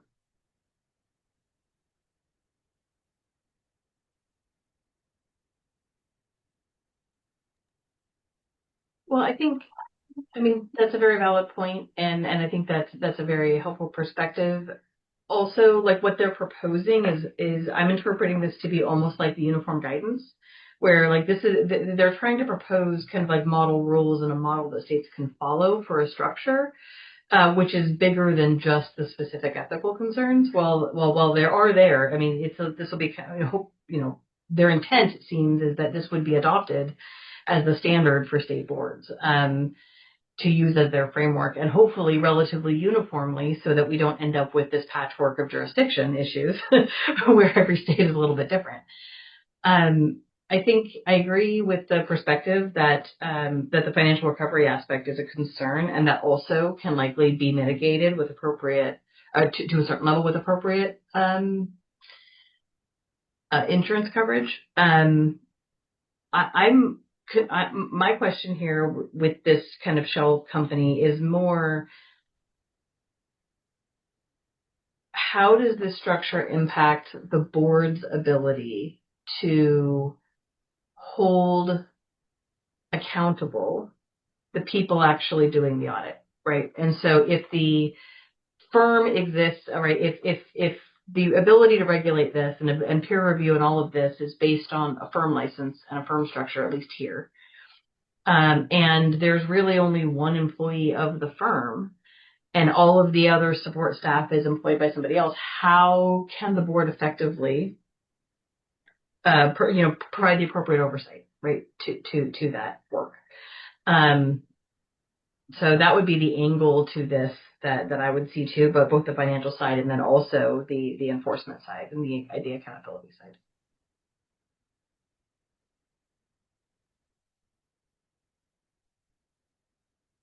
Well, I appreciate your comment. And I think your comments are on target. And I think some of these comments in terms of the enforcement side come back to issues both surrounding peer review and surrounding our enforcement mechanisms, which are beyond the comment letter to peak. And I guess what I'd really like to hear from people is, you know, I think our concern with respect to peak is the exposure draft really fails to address the overarching threat of the shell structure itself and who holds effective control of the entity and what that means for ethical behavior. So my question is to you, both in how we've structured our answers in the fourth major overall comment and how we've structured the answer here in item Q.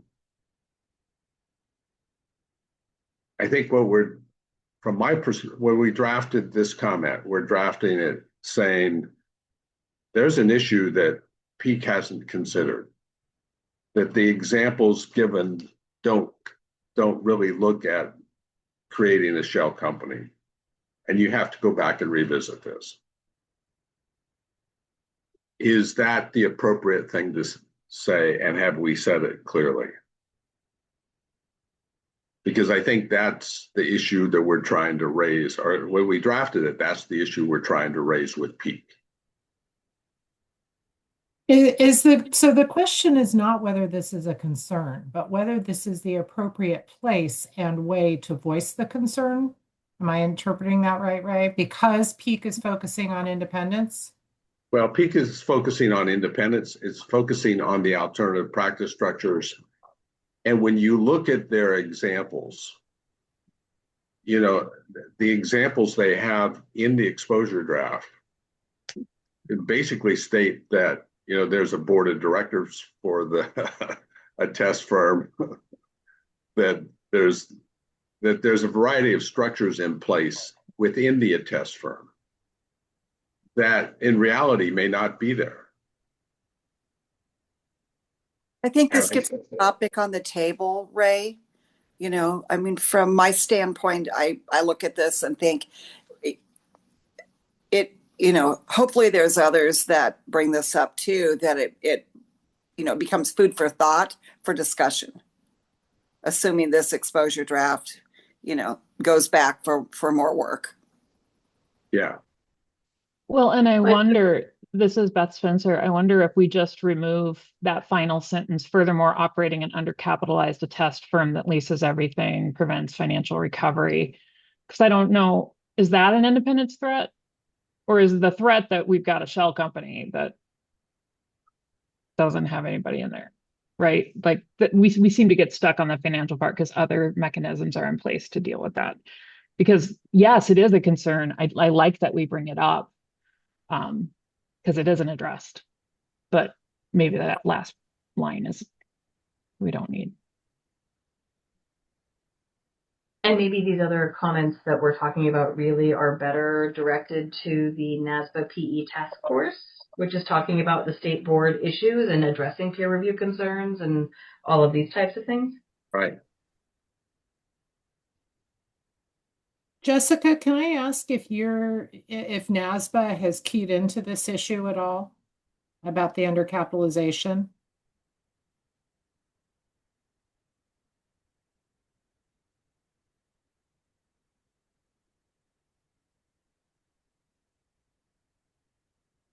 Jessica? Okay. She may have stepped away. I think she stepped away. Beth, I think you raise a really good issue and I think Beth and Amanda together, that maybe it's just that last sentence. I hate to take it out, but I think you're right that the undercapitalization is a separate issue and that it doesn't necessarily tie directly into the independence in the same way that we're trying to highlight the effective control. I'm not sure that fits anywhere in here, as sad as I am to say that, because I think that is concerning.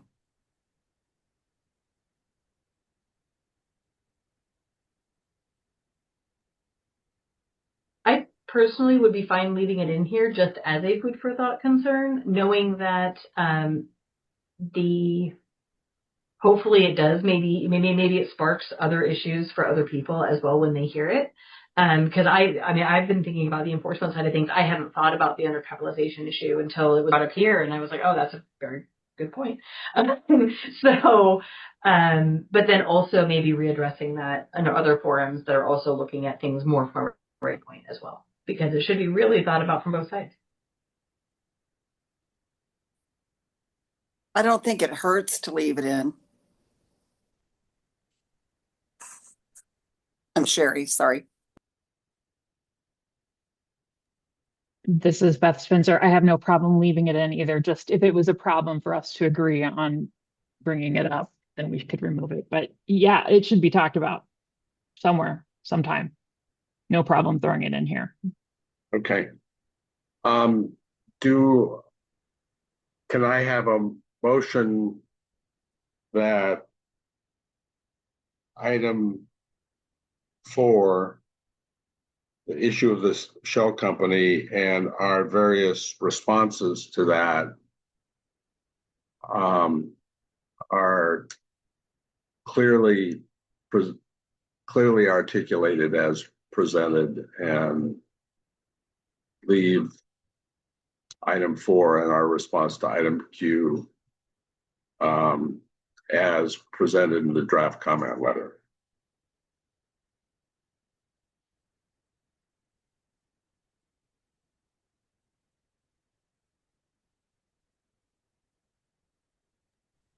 So moved. So moved. Seconded. All right, second by Sherry, moved by Beth. No, who? Was that Elizabeth? Yeah, all right, Elizabeth and Beth. Let me go through the roll call. Elizabeth? Elizabeth Almer, aye. Amanda Fellows, Amanda? aye. Melissa? Nay, sorry. Nay. Beth? Beth Spencer, aye. Sherry? Sherry McPherson, aye. And Ray Johnson, aye.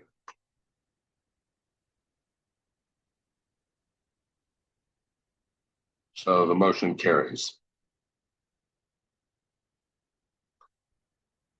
Okay, that moves us on to a final option, a final comment, or actually there's probably 2 comments I'd like to bring up. Our final overall Archie comment is really that if these issues are not resolved in a way that prioritizes the public interest, state boards of accountancy may be forced to disconnect from the AICPA independence and ethics rules, which then we get this patchwork. I mean, we'd really, part of what we're saying here, and I'm putting my own spin on this, is there are serious issues that need to be addressed. And if they're not addressed, I think there's a risk of regulatory fragmentation.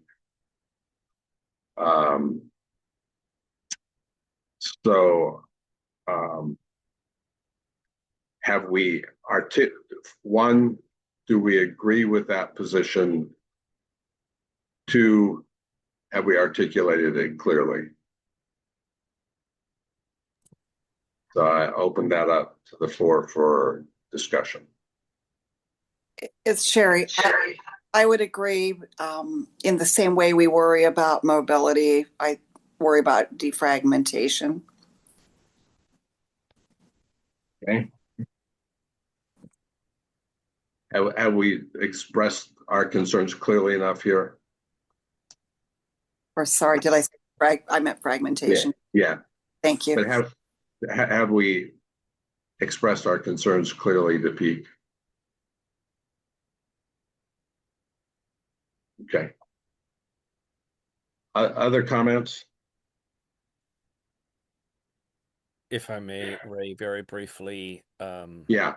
Just coming back from the last board meeting at NASBA, and some of my as well as some of the conversations I've had with my NASBA hat on with my other colleagues, this is probably one of the most talked about aspects of all of this. The biggest worry that regardless of where people are at on the spectrum of,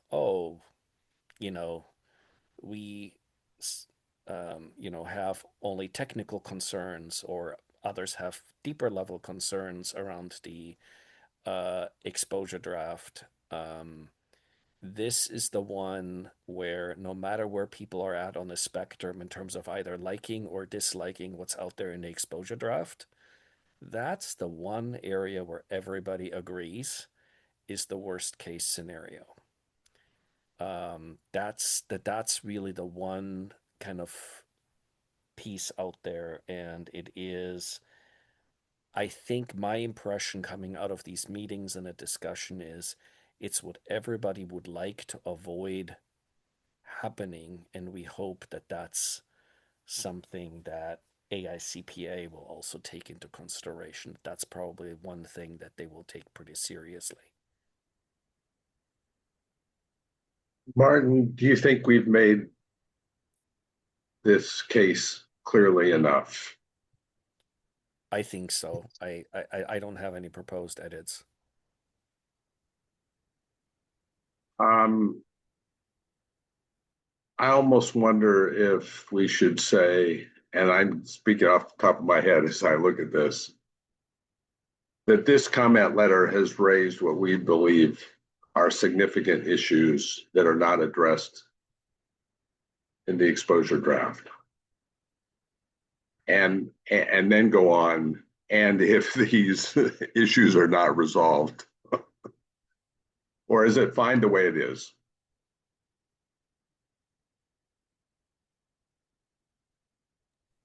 I guess I would ask the folks who are reading this fresh, did we hit them over the head hard enough? Because that's kind of, I think that's your question, Ray, right? Is do we need one more time? Is it clear? Is it sufficiently clear that we didn't think that the exposure draft was adequate? It's not just picking on the margins with a word here or a word there.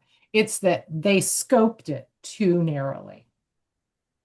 This is Sherry. I think that's a fair comment that, you know, going through this, it's raised additional issues. I mean, that's the purpose, in my opinion, for, you know, the exposure drafts. It's to gain a big perspective of things. So there's, in my view, there's nothing bad about thinking about some additional things that are related.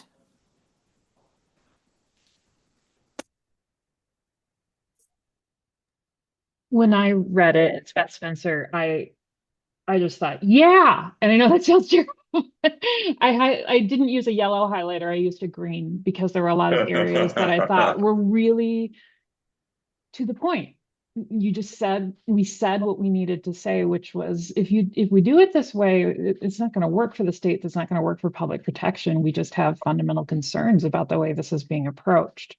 And I felt it communicated it. I didn't have notes about like, well, what about this and what about that? I was like, yeah, we're really telling them we're concerned, and here we are.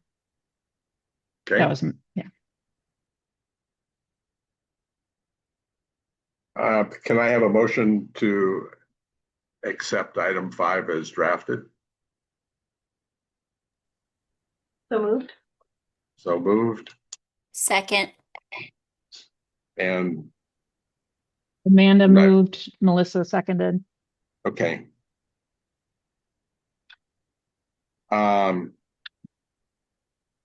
Elizabeth. Elizabeth Ulmer, aye. Amanda. Amanda Fells, aye.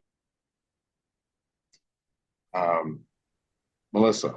Melissa Wall, aye. Beth. Beth Spencer, aye. Sherry.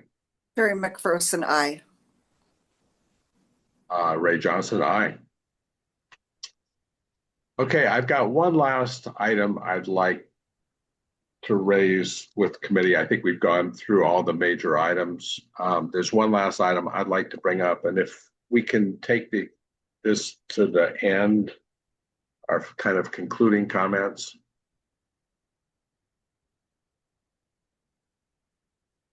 In our closing remarks,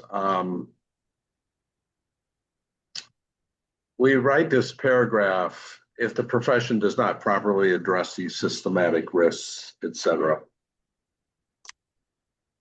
One of the colleagues of mine that's seen this letter said to me that was really well written, don't put it at the end of the letter. Put it at the beginning of the letter.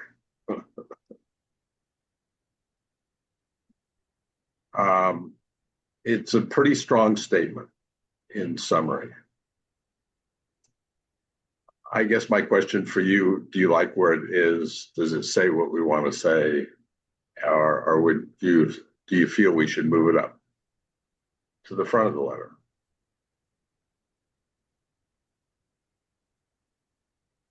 I would support moving it up. Okay. Agreed. Put the most important thing first. Okay. Can somebody give me a quick motion on that? So moved. So moved, Melissa. Second, Elizabeth. Elizabeth. All right. I'll go through the roll call. Elizabeth. Elizabeth Ulmer, aye. Amanda. Amanda Fells, aye. Melissa. Melissa Wall, aye. Beth Spencer. Beth Spencer, aye. Sherry. Ray McPherson, aye. And Ray Johnson, aye. Okay. So we'll find a place to put that right up front at the top of the letter. Are there any other questions or things that you'd like to take up and address at this point? Things that we did right, things we could do better, things that really concerned you, things that any other potential issue that you think we should address or change that hasn't been addressed, or is we're just not saying it articulately enough?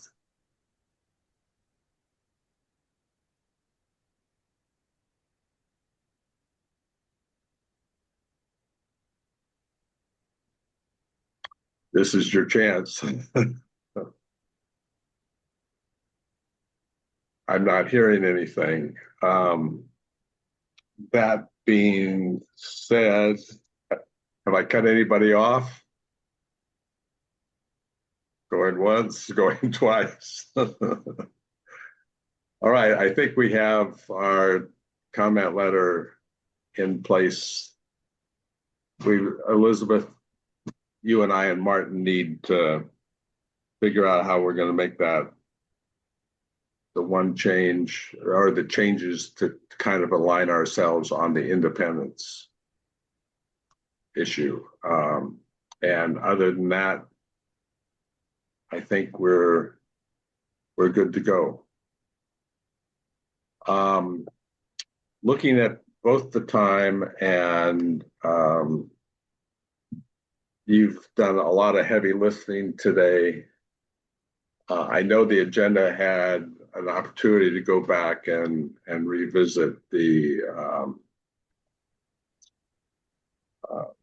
legislative concept.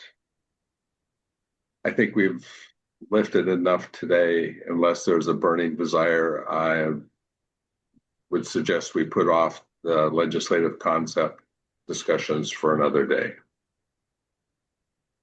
I think that's fine, considering the work that you guys still have to do to get it ready for the board tomorrow. Okay. I don't want to pinch you. Okay. I would say as long as Martin has comfort with that time frame. Yeah. I think that that's a great suggestion, because the reality is that the board's going to need to have more discussions around next steps at the June board meeting. I think, Ray, the one thing I would like to make sure stays on your radar is that before we end the committee meeting, so that we can get ready for the board meeting tomorrow, we should probably take a couple minutes just on the logistics side of the potential debrief with the LRC on June 5 over lunch that Right. Friday. But I also want to make sure that before we do that, that you feel like, do you have all the motions and all the other things in place to say, okay, we have a clear outcome?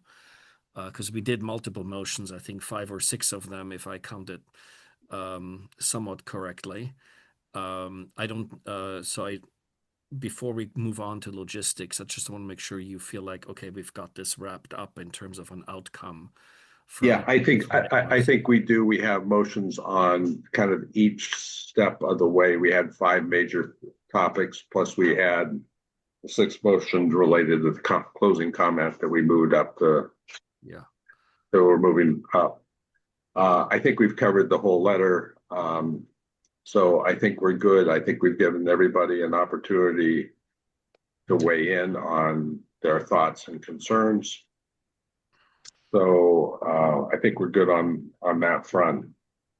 The other thing I would add, Martin, that, and you may have been ready to go there. We not only have June 5 on our calendar, but no, it's June 5, right? I have 4 on my calendar. Yeah, June 4 is the board meeting. Okay, gotcha. Yes, okay.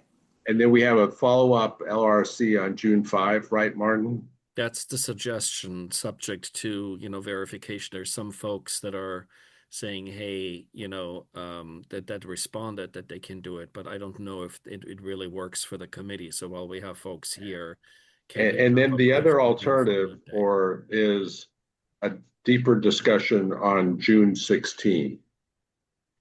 You sent something out on that. Yes, yesterday. That was a hold for an actual full committee meeting. Yeah, based on what we might need, what might come out of the board meeting. So we're not sure there yet. I think I had one person, but I forget who it was. I think it was Amanda that said it's an absolute no-go zone.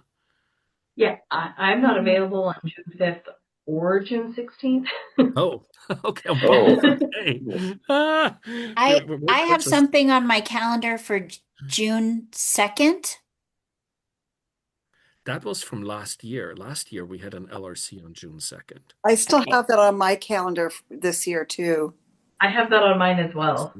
And I am out the first week in June with no Wi-Fi connection that I can trust. Okay. Hey, Quinn, if you can hear us and just take a note to please, it sounds like we must still have something out there for June 2nd that might have been sent out accidentally for both 25 and 26, because June 2 rings a real bell for me in terms of the 25 schedule. But it must have somehow gotten on to 26 schedule. So if you can find a way to pull that, or wherever that's coming from.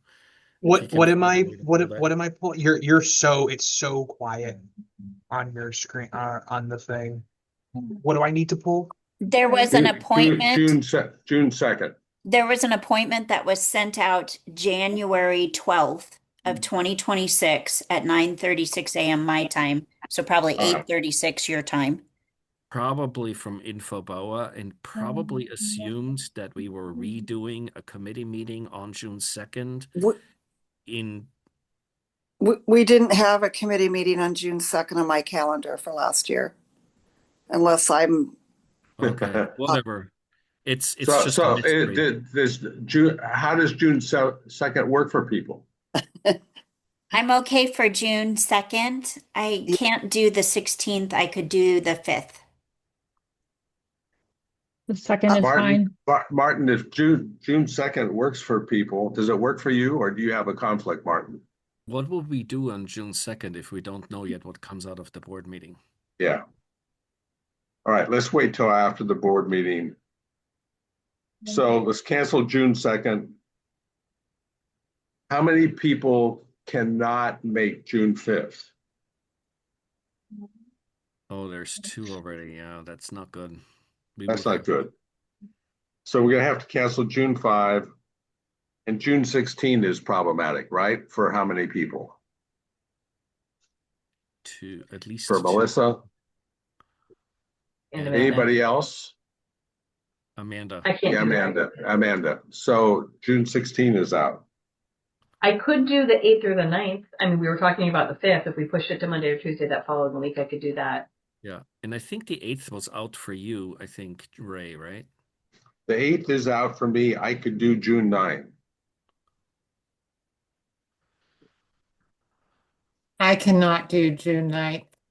Yeah, So tonight is sorry, I'm making when this the really Eastern hard. regionals start for me. So Oh, that's I'm- right. You've got the Eastern region.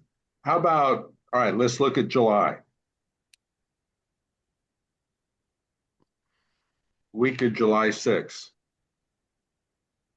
well, the good news is my office is so buried in renewals that I will be completely available.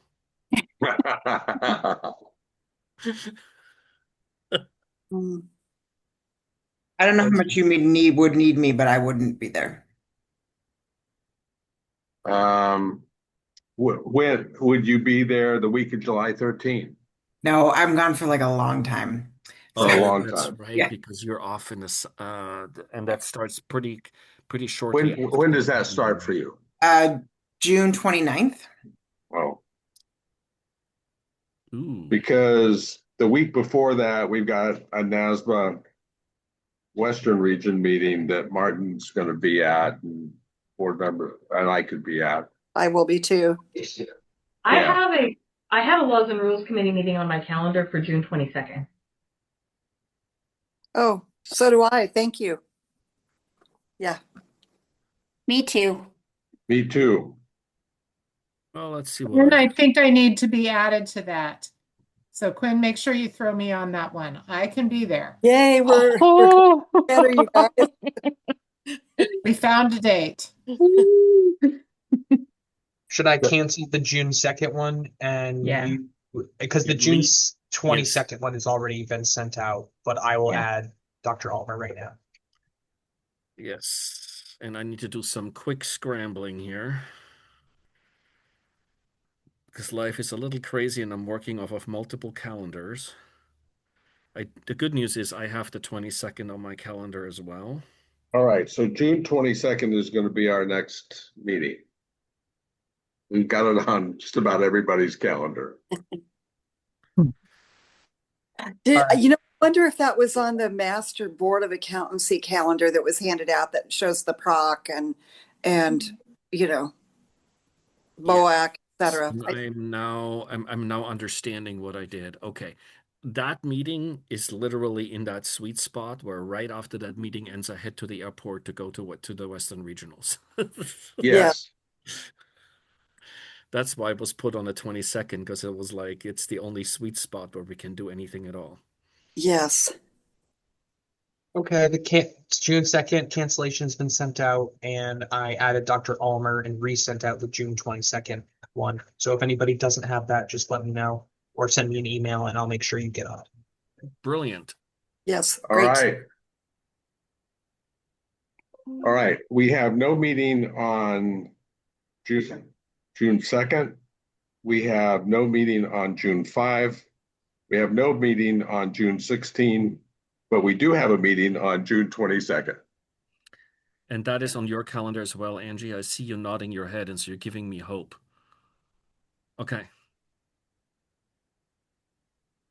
That's awesome, because it most likely, right, Ray, I don't want to get too far ahead of you, but it's really what we're trying to pivot to here is that essentially we're helping craft the input on the exposure draft.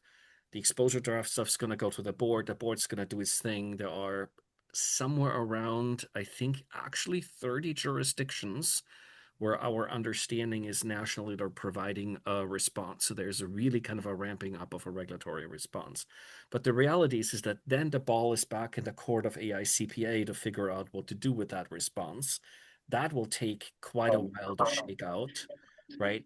Which means that then starting with the June board meeting, the attention shifts back to what are we doing with this legislative concept piece, right? And kind of what the next steps are. And it's potentially possible that there might be some work for the LRC that's essentially might come out of that, if nothing else, around if this concept were to pass, right? What's the end game? Are there certain things we should start working on with respect to a rules framework, right? Because that is a very narrowly drafted concept that's simply about, well, it's not simple, but it's essentially very focused on the registration requirements and maintaining a registration requirement for the firm.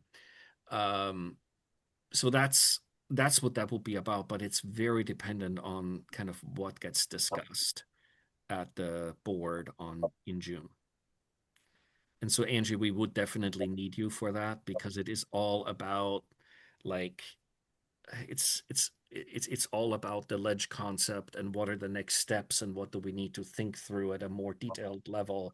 Should this, ship not just leave the station, but be allowed to dock on the other side and become law, and kind of what's the because it's hard stuff to think through, and the more prepared we are and the more able to articulate, here's what the board's end game is, here's what the board's vision is, should this piece of legislation not just be introduced but also pass, that will be incredibly helpful to get some help on from the LRC. So Ray, I'll stop there. So no, that sounds good. That's our plan for June 22nd. So I want to thank everybody.